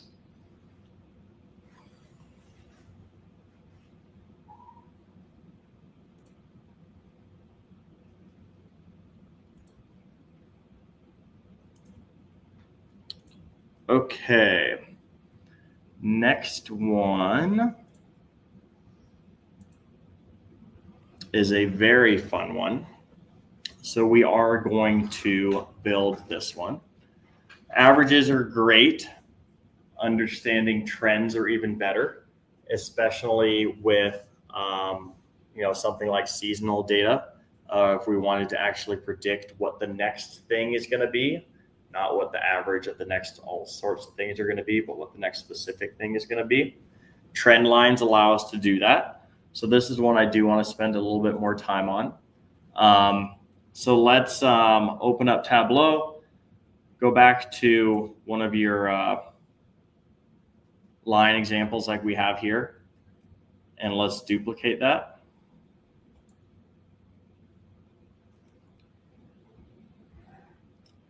And let's get rid of our average line or whatever you guys had on there. I'm going to try to fit all mine. There we go. So a trend line is in the same analytics pane. When you go to drag it over, however, you are going to see some very different options than what we've seen before. This is essentially allowing you to build 5 different types of regression lines. Linear regressions are the most straightforward, but exponential, polynomial, and power regressions are all different types of machine learning algorithms. Yes, a linear regression is a machine learning algorithm that is going to take the data that is inputted and give you a line that fits that data that you can use to predict what the next data point is. So it makes a little bit more sense, I think, when we toss this on. This is going to, again, this is a linear regression, so this is the most straightforward one. This is going to give you a line with an actual formula that says, hey, if I wanted to predict what, let's just say this is month 0, month 1, month 2, month 3, month 4, month 5, all the way up to month 12. If I wanted to predict what month 13 would be, I would do 4,843.56 times 13 plus 8870.85. If I wanted to predict what month 20 is going to be, I would add in that same exact formula plus 20. It's going to give you that best fit line that you can use to forecast out or to predict what your future values are going to be. Now you can see each year is going to be a little different. If you hover over, you can see each line is a little bit different. But this specific linear regression may not actually be our best model for this type of data. You can see it misses a little low in these months. It misses a little high in these months. And Tableau is so nice where it shows you kind of what type of data would be best suited for what type of regression model. So linear, if you have something that's pretty straight and up and to the right, you might want to use this. But let's say we drag it on like an exponential. Now this looks to me like it might even be a better fit because we have some slow months to start and then it slowly ramps up towards the end there. And now you can see that we have a different formula. So if we wanted to predict what our sales would be in month 13, we would plug 13 in that formula and it would predict the next one there. So let me pause for a quick second because this is like I said, you could take an entire machine learning class for like 9 weeks and like still not cover everything here. The point is Tableau, you don't have to do that. If someone asks you what your next month was going to be, you can just drag and drop it onto your data, copy that formula down and plug in whatever month you want to predict. But I do want to make sure you at least understand at a high level the concepts of regression models. So any questions? Yes. Yes. What did you say that you add 20 to the sales in the month? Yeah, so, okay, good question, because I did cover that really quickly. When I hover over my lines here, it gives me kind of 3 different values. We're only going to kind of focus on 2 of them right now. If I want to predict sales, is there a way to, there we go. I want to predict sales. And it's telling me sales is going to be equal to this formula. So Tableau actually modeled our data, tossed it in an exponential regression model here, which again, we don't need to know what that means, and gave us the formula that spits out. So all we would need to do, gosh dang it, I'm trying to get this to hover so I can use my mouse, is plug in what month we're trying to predict. So again, obviously we can't type in like January, math would break. But if January is month 1, February is month 2, March is month 3, so on and so forth. So through 12 months, if someone said, hey, what are our sales going to be next month, month 13, I would just plug in the number 13 here and then do that calculation. So like, let me just show you what I mean here. Let's go back to linear since that's a little bit more straightforward. I think if I click in here, I can copy and paste it.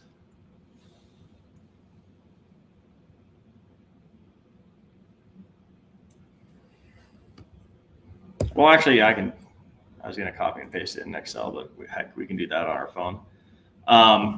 So in December, we had about 69,000 sales. Okay. And someone asked us to predict, hey, what are sales going to be next month? It's like, okay, well, using this linear regression, which again is pretty straight line, we would do 4843 times 13 plus 8870.85, and it spits out 71,829. So you could say, based on this line and this regression, our next month is going to be 71,000, which makes sense, right? It's about 2,000 higher than where we ended in December. But let's say, hey, what are sales going to be? Heck, 5 years from now, right? So month 13, month 14, month 15, all the way up to like month 60. Then we would do 4843.56 times 60 plus 8870. So we could say 5 years from now, we're only at 69,000 sales right now. 5 years from now, it's going to be 299,000. So you can use this trend line to predict any month in the future based on the historical data that you have. And you would times it. Yep. By that. Yep. Whatever you hover over here where it says 4843.56 times month of order date, so month 13, month 14, whatever, and then plus 8870. Now these, I wanted to show you that example, use the linear regression because that's the most straightforward. Obviously, when you start bringing in, we've got some funky curves in here for this exponential line, right? We have to account for kind of that exponential curve that we're seeing in our sales. Now we have to do 11,483 times the exponent or to the exponent of 1.573 times month order date. So the formulas start getting more complicated, but you can still just plug in 13 to that formula and calculate it and be totally fine. I think we can do, based on the data we have, right? Maybe we like this polynomial regression line because look, it looks like we have a little bit of spike in our like March months pretty consistently, right? There's a spike in March, there's a spike in March, there's a spike in March. So maybe we want to account for that little dip. So we could use this line there. Now, again, this is getting like a little into stats class and like not super important for the sake of data viz, but there is a better way to decide which regression line you should use outside of just eyeballing it. That P value right there, 0.11, the lower that value is, the better fit your line is. So this is 0.11 for the polynomial. If I choose exponential, that p-value is 0.01. So it lets us know that one's a little bit better. If I go to linear, that p-value is 0.012. So this would tell me I should use this exponential value to model.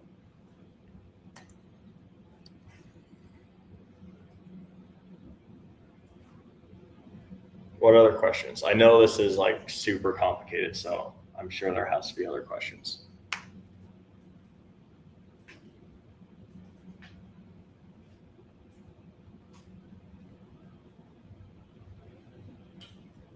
Well, I do have a question. Yeah. So when you're using the trend line to add to the chart, Mhm. that just gives you more added value to the spike of the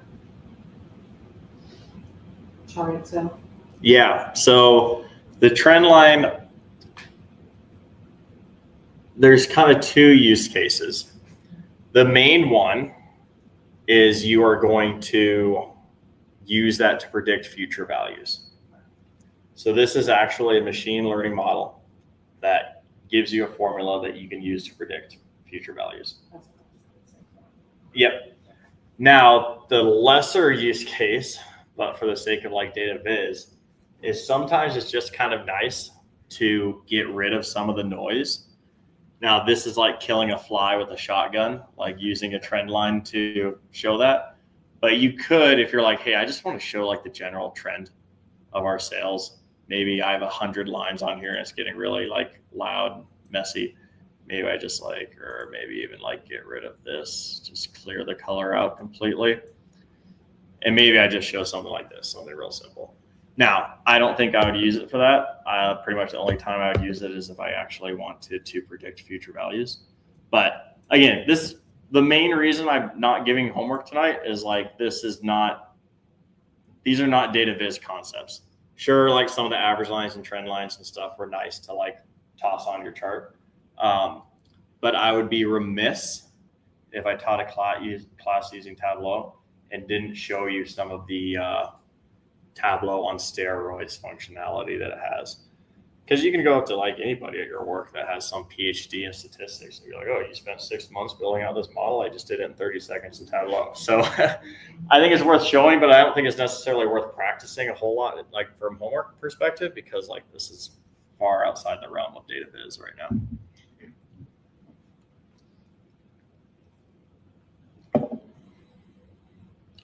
Okay, the next one's a little easier to understand, but just as powerful. Real quick, let's rename this one trend line.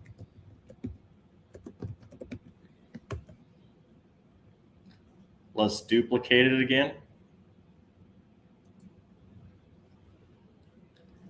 And then let's drag our trend lines off just like we've done before. Just click onto them and drag them off to the side.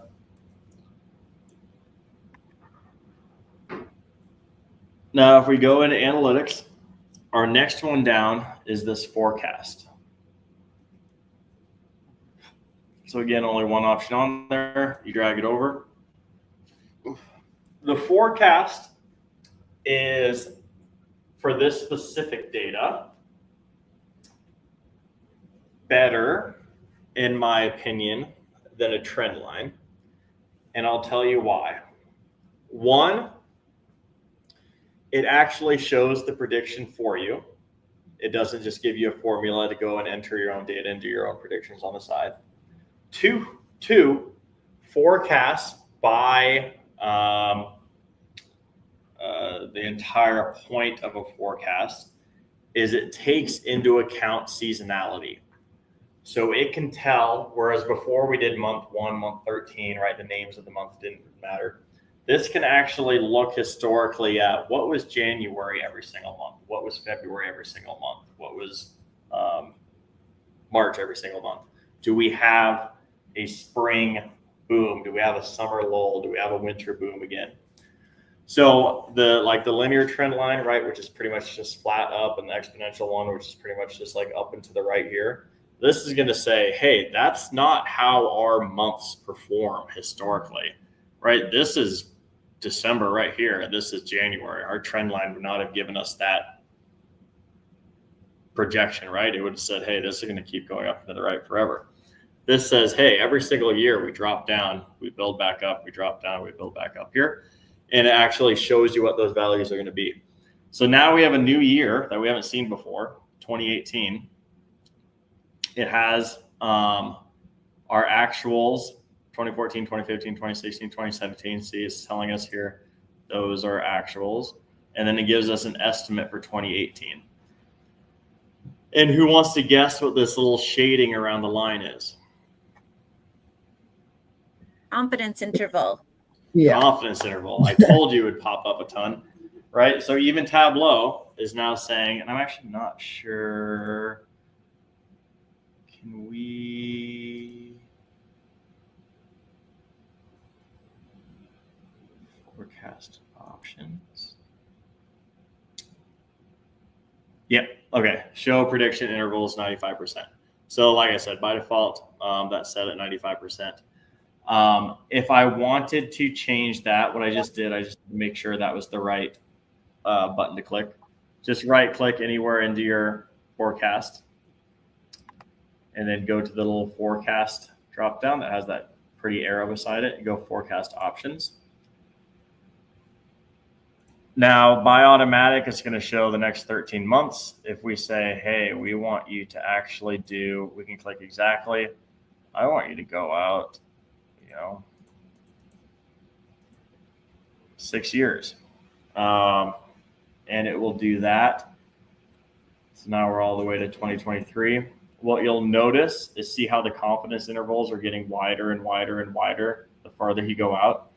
It's basically saying, hey, if you want me to predict 5 years in the future here at 95% confidence, I'm going to need some pretty wide bands because who knows what can happen in the next 5 years. Whereas like just the next year, it's pretty narrow bands, right? But if I say, hey, I don't need you to be that accurate, maybe we just go 90% instead of 95%. You can see those come down a little bit here.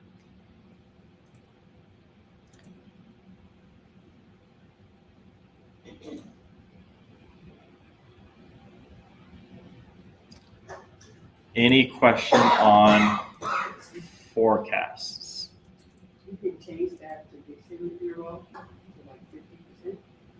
I actually don't think it will let us. Oh wait, maybe. Yeah, you can. Yeah, that's interesting. For some reason, it's not in the drop down like the other one was, but it looks like you can type in whatever you want.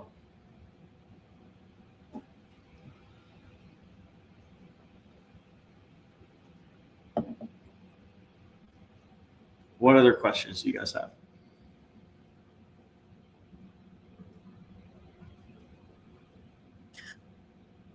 I don't know if I did something wrong, but if you click on like the highest point,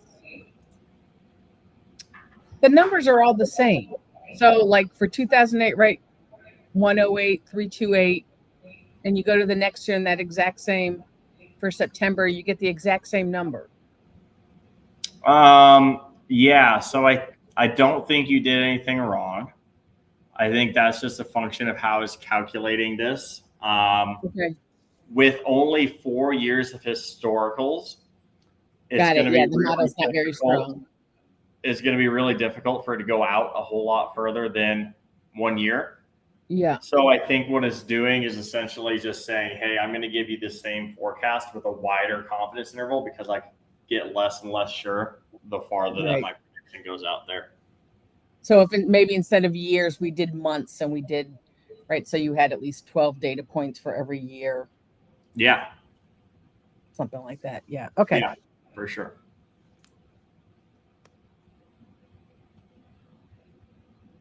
Okay.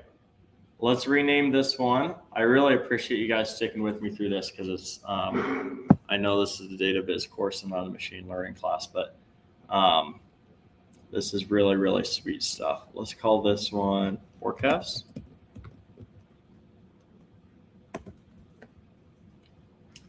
Now, the very last one that we're going to do, let's actually start from scratch.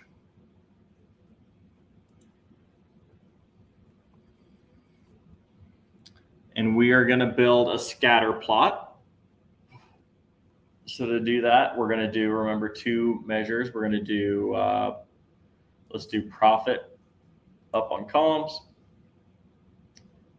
sales up on rows, And then let's do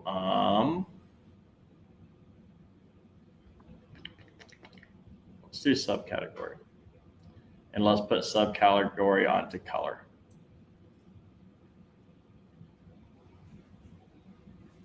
Okay.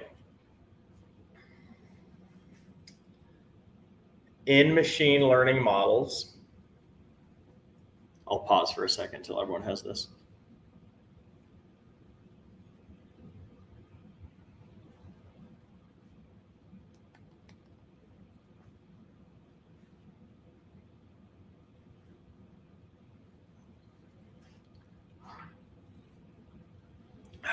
And this is our last one, so stick with me here. In machine learning models, there are two different types. What's called supervised machine learning and what's called unsupervised machine learning. Supervised means we know the answer or the outcome using historical data that we're trying to predict. So we know historically what the sum of our sales was every single month. We know another like classic practice machine learning data set is like the Titanic data set. We know if these different people survived or didn't survive the Titanic.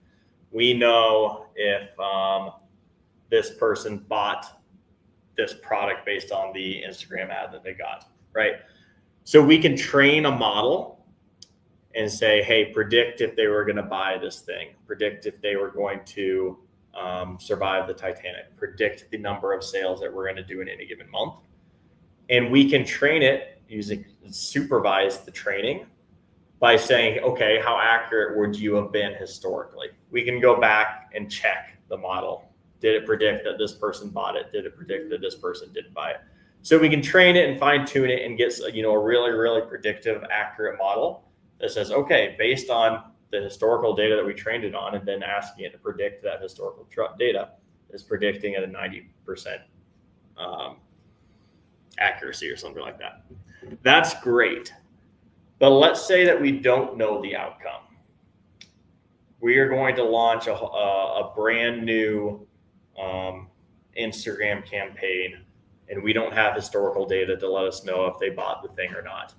We just want to understand what similarities do these different people have that may be beneficial for predicting something in the future. So we can't train it because we don't have the outcome, but we want some method of predicting something in the future. It's called unsupervised machine learning. K-means clustering that we're getting ready to cover here is an example of unsupervised machine learning. So I'm going to give you an example. The very first machine learning project that I did at work was we wanted to segment our customers by essentially like good, medium, bad. And we wanted to spend a ton of time and resources and provide a really, really good client experience. It's like an airlines, like Top Traveler type thing, like the more rewards program type thing. It's like, who needs us to spend the most time with them? Who needs the most help onboarding our platform? And who is like kind of good on their own? And we don't need to spend a ton of resources. We have 20,000 customers and we have 100 customer success reps. So we have to be really smart about who we're proactive with and be like, hey, I'm guessing that you're going to need some help training, and who we're going to be reactive with and be like, they kind of got it until they call or chat in and need some help there. But we don't have that information historically. So we just wanted to say, what sort of commonalities do all of our customers have? And can we cluster them into distinct groups? So you toss in pretty much anything and everything that you can think of. You give them how long they've been with Builder Trend. You give them what types of jobs do they do. You give them how much are they paying us. You give them how many employees do they have. What types of, how expensive are the jobs that they do. Every dimension you can think of, dimension and measure that we have on our customers. And it's really, really cool. You toss it into a machine learning algorithm, a K-means clustering, and it will tell you these types of customers have these types of things in common. These types of customers have these types of things in common. These types of customers have these types of things in common. Then it's up to you and say, okay, based on the things that they have in common, what should we do with them, right? Do we these customers that have been with us a long time and have 10 employees and do new homes, these are probably our best customers. So they're probably good on their own. I say best arbitrary. It's a whole big branding meeting that we had to not have me call them best and worst customer. Like, Charlie, they're all our best customers. I'm like, people that need the most help, people that don't need any help. Right. So then you take the insights from the clustering algorithm and say, we're going to do this with this cluster, this with this cluster, this with this cluster. So let me show you a really, really basic example using just 2 dimensions. So we're just looking at profit and sales. If I drag cluster over,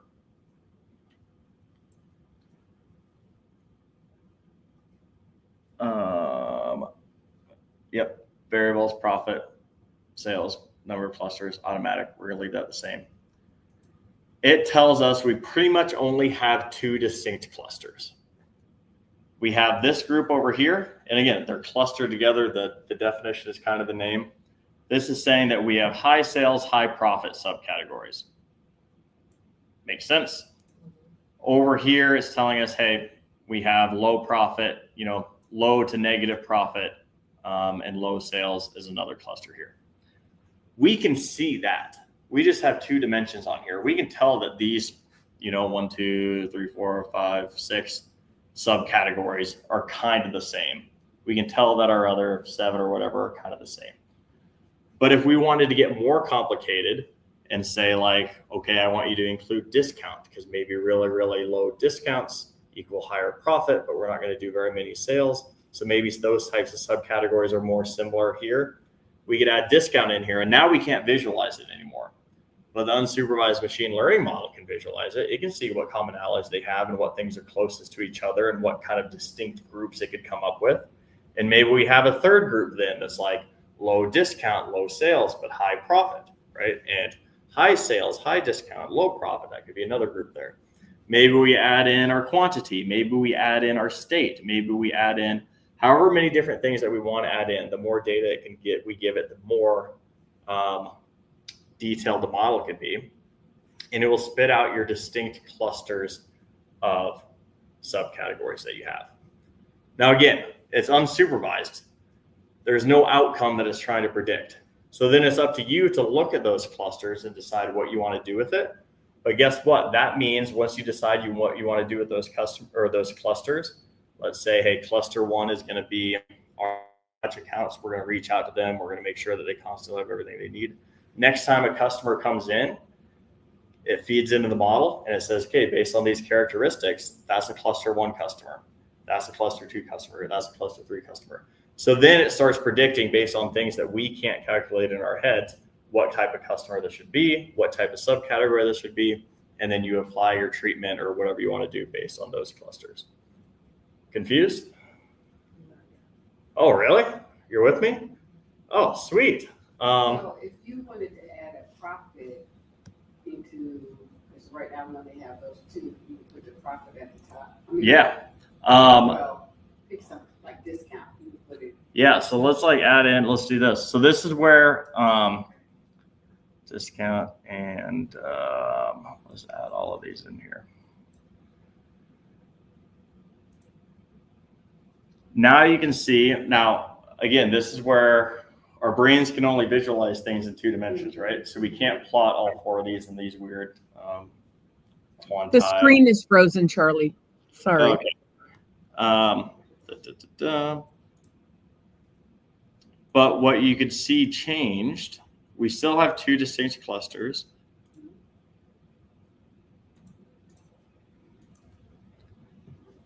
But now you can see we have a new one down here that wasn't previously included, paper. Let's actually drag discount and quantity in there as well too.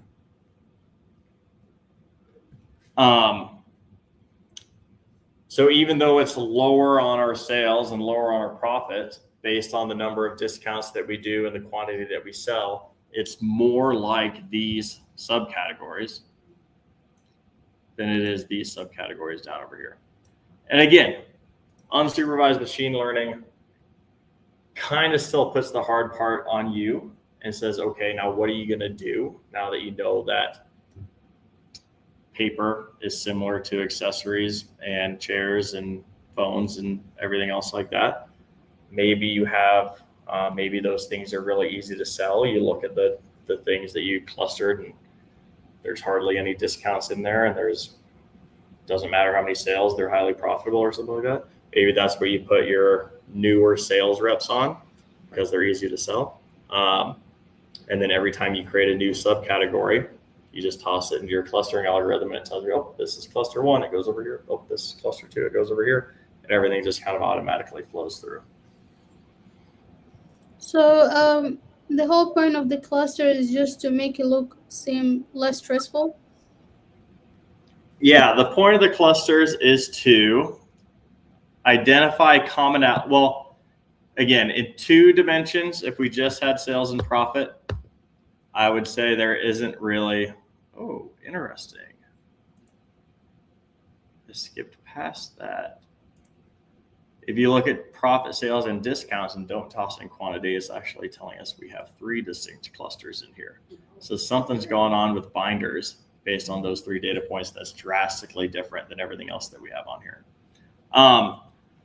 But right, if we just have 2 variables, if we're just looking at sales and profit, it's not super valuable because we can just see with our eyes where the closest clusters are. But if we want to understand what subcategories are most like each other based on the number of variables that we care about, it will tell us which of those are most like each other. Let me find another example.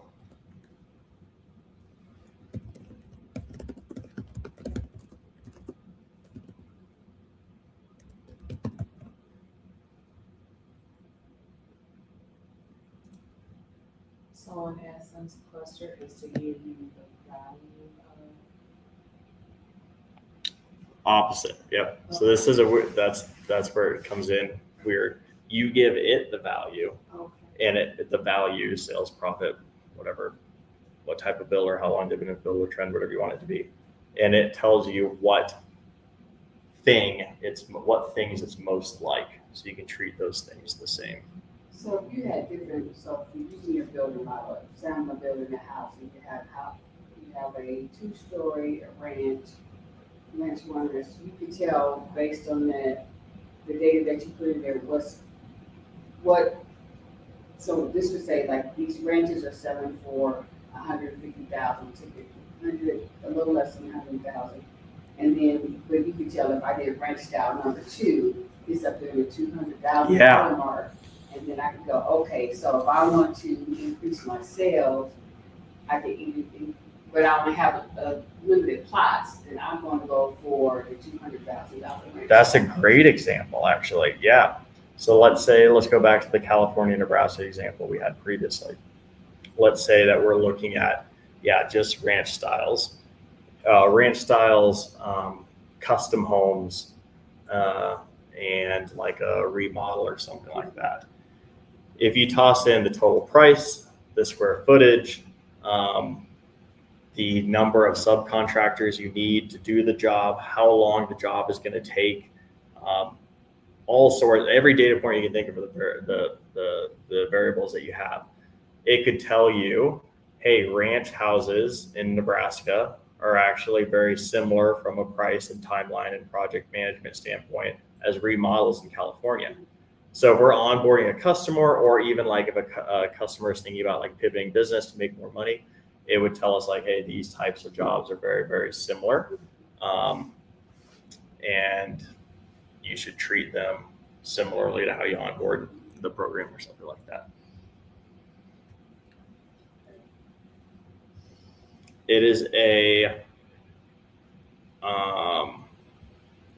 if linear regressions was like stats, 203, and forecasting is like stats 303. K-means clustering is stats like 503. Like this is very, very complicated stuff. Charlie, can you just show again how you added sorry. Oh yeah. Honestly, I don't even know. I didn't retain any of that information. I just did it for the class. K-means I'm gonna find and toss in the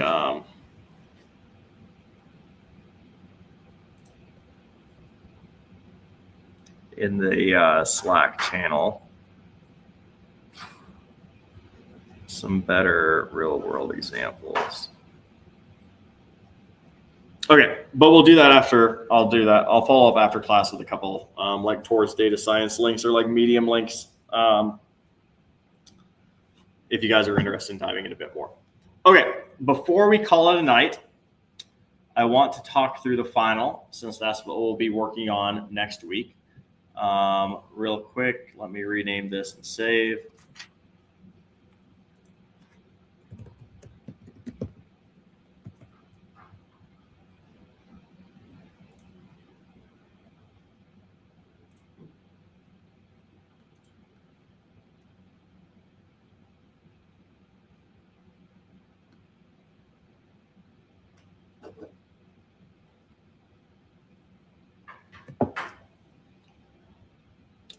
Okay, let me pull it up real quick.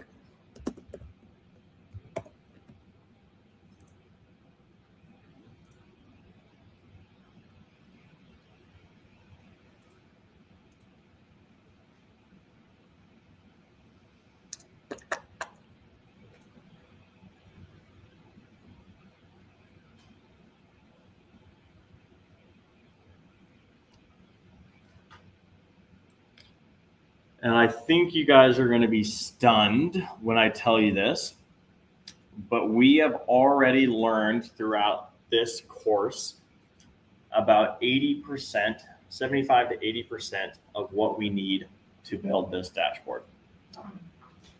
We are going to cover on Monday, we're going to build it together. We're going to build our map together, and we're going to build our parameters together. And then from there, you guys have everything you need. So what this is showing, this is what's called a self-service dashboard. So up until this point in the class, we've been building dashboards that we are going to show our stakeholders. Sometimes you get really frustrated with them asking so many questions. You're like, let me just give you a dashboard that you can answer your own questions with. So maybe they don't know if they want to look at it by state or by region. Maybe they don't know if they want to look at sales or if they want to look at profit. They don't know. So essentially you build a dashboard that allows them to use Tableau and click around without actually having to know how to use Tableau. So what this is showing is pretty simple. Here's profit by state, right? Color coded, we know how to change colors. You can see Texas has a negative profit. You can see California has a positive profit. Then over here, we're showing profit versus average discount. So our more profitable items like technology have lesser discounts. Discounts we have to, or furniture we have to discount a lot, so we don't make a whole lot of money there. But maybe I'm really curious about Texas. Why is that so negative? When I click into Texas, this chart over here updates. You can see now I'm looking at profit versus average discount just for Texas. So it looks like office supplies and furniture here, we're just counting 40 and 45%. Like that is not good at all. It's like, okay, I can click out of that. Let's click into California. Office supplies and discounting less than 5% there, right? So as you update the chart on the left, you can update the chart on the right. Let's say I'm not curious about profit. So I don't care about profit. I just want to know about sales. Well, we can choose what measure we want to show. Let's just say we want to show sales. Now that updates. Let's say we want to show average discount. Now that updates. Let's show we want to show quantity. So that updates. Maybe I'm not interested in profit versus average discount. I actually want my y-axis here to be sales. So now I'm going to do profit versus sales, where I have sales on my y-axis. Maybe I don't care about profit. I want to understand sales versus quantity. Do I have to do more? No, I don't necessarily have to do more, sell more to get more sales in the door. Maybe I don't care about these categories at all, right? Furniture, technology, office supplies. I need to understand, well, are my regions way off? So I can click into this and here are my regions. Wow, actually a pretty linear straight line here. Maybe my shipping mode, are we losing money on? So I click into shipping mode and I click into profit here and I click into average discount here. Are we having to give discounts away at standard class? No, right? This is, I think I did the permutation one time. It's like over 2,000 different combinations of things that we could build. So instead of build 2,000 different dashboards to show everything that he or she could ever want when they're looking at this, we're just going to build them a self-serve. Actually, it's way more than 2,000 because you could also update all these by individual states. And you could also click into individual, like multiple states as well too. So I'm not sure what that would be, 2,000 times 50 times permutations. 50. It's a lot. So you build something like this, you publish it out there, and now people can essentially build their own dashboards. You've provided the guardrails for them to work in. They can't break anything. They can't drag the wrong thing up there. They can't forget to change it from a sum to an average. You've already built all these for them, and they can just go crazy slicing the dicing the data any way that they want. So this is what the final project will be. I will provide the link if you guys want to over the weekend, download and take a peek in there. I will say, since we haven't covered maps or parameters yet, you may get a little lost, but we will build out the structure for this together on Monday. Trust me, don't get nervous. It will be 90% done by the time we leave class Monday. You guys will put on the finishing touches for your homework, or if you want to just come in and finish it on Wednesday, you can do that too. And then you'll send me the link just like normal on Wednesday. I'll hand you your certificate and you'll be good to go. Sweet. Any questions on the final project? Again, we're going to build most of it on Monday together. You'll turn it in on Wednesday, so you don't need to work ahead, but I'll send you the link if you want to look at it. So we need to find a new data set for the. Nope. Oh, We okay. didn't have to do that. We'll all build it together using the same data set.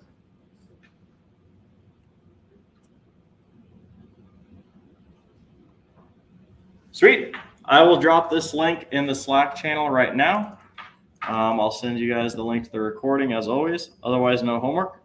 So enjoy the early out, enjoy the long weekend, and I'll see you guys for our last week on Monday. Thank you. Thank Yep. you. Have a Is good there night, a guys. holiday coming up? You Good. keep saying long weekend. Is there a holiday?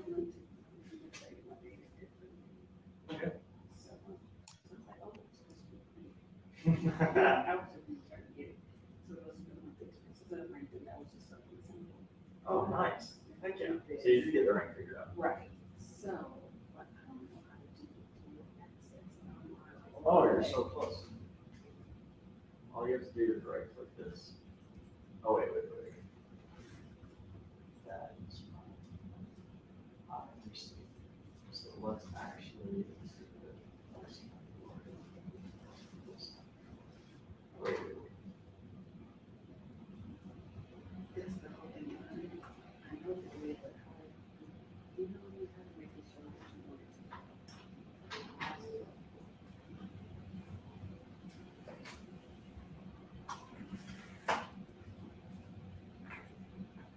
Oh, we it. don't have any. No, data. no. So, not totally though. So I had changed it to each. And it was like, that was confusing.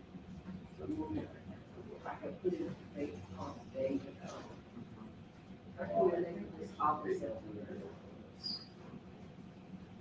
Oh,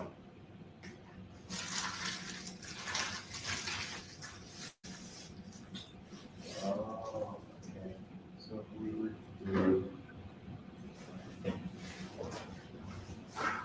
So ideally, what I should do is take how much the bill is. Good night, everyone. Have a good weekend. Good night.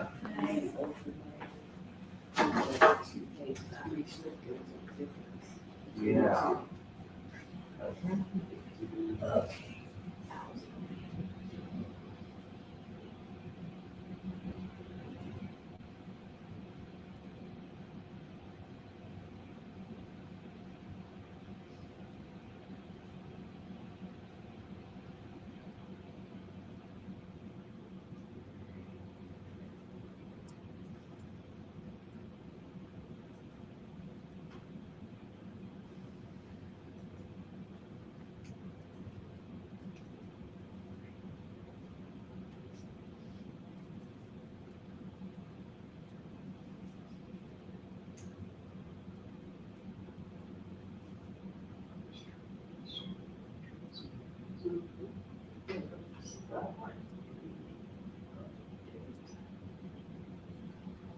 It's a new amount for September.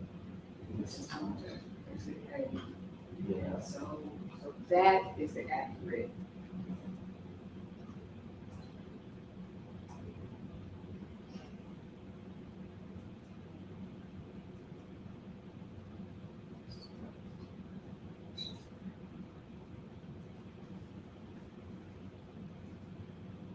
Oh, that's what I wanted.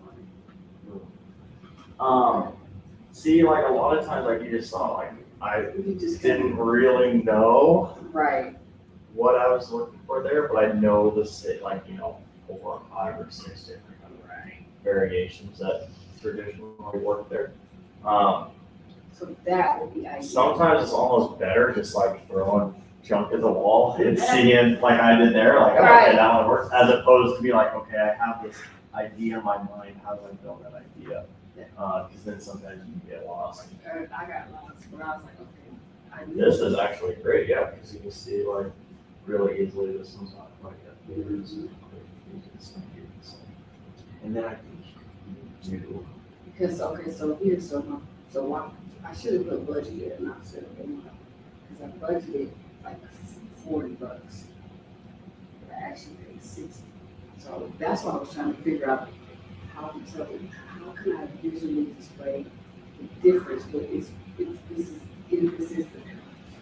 Yeah. So, a visual display.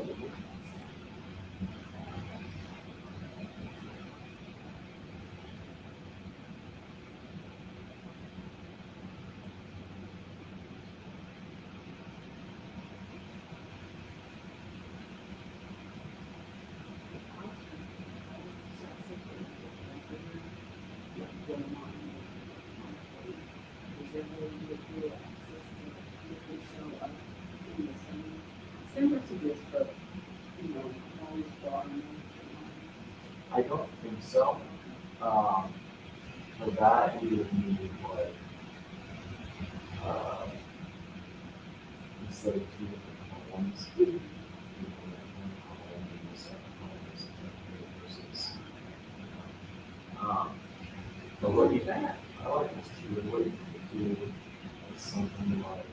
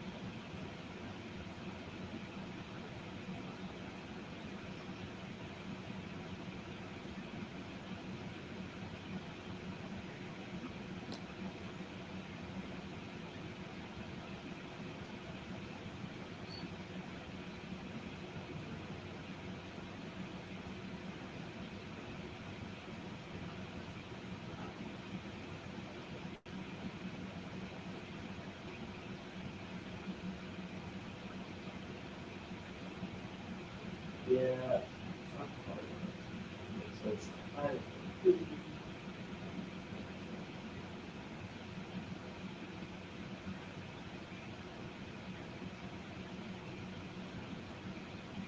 something like, let's see the ones in green. This one. It's 65, 70.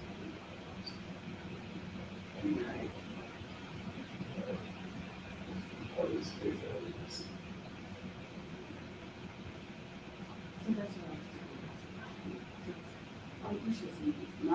My experience that we did not mean, but it's just this really,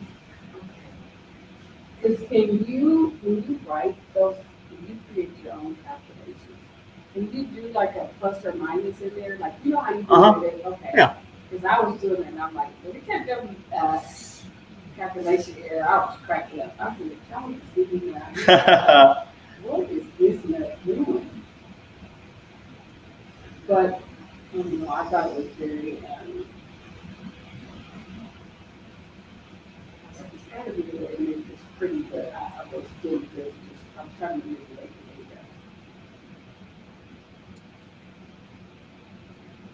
that's when you have to get another what you're working with and what you're trying to get. That's why I said there's more critical thinking than it is and data manipulation. Right.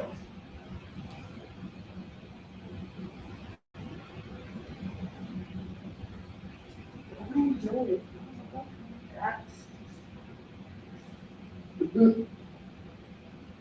You can go to the bathroom while you're here. I hate to there by myself. There was a lady in her office about scared me to death. I used to see people in here, ma'am.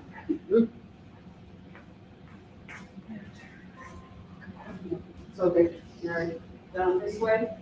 I've never gone to the bathroom before. Yeah, you know where the stairs are that come up? It's just on the other side of the stairs. Okay. Do you wanna see if we can figure out why it's not remembering that I have why it wants me to put the credentials on? Oh, yeah.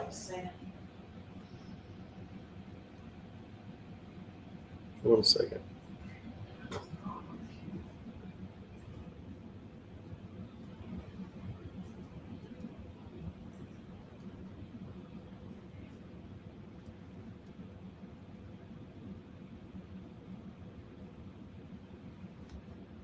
Let me end this real quick.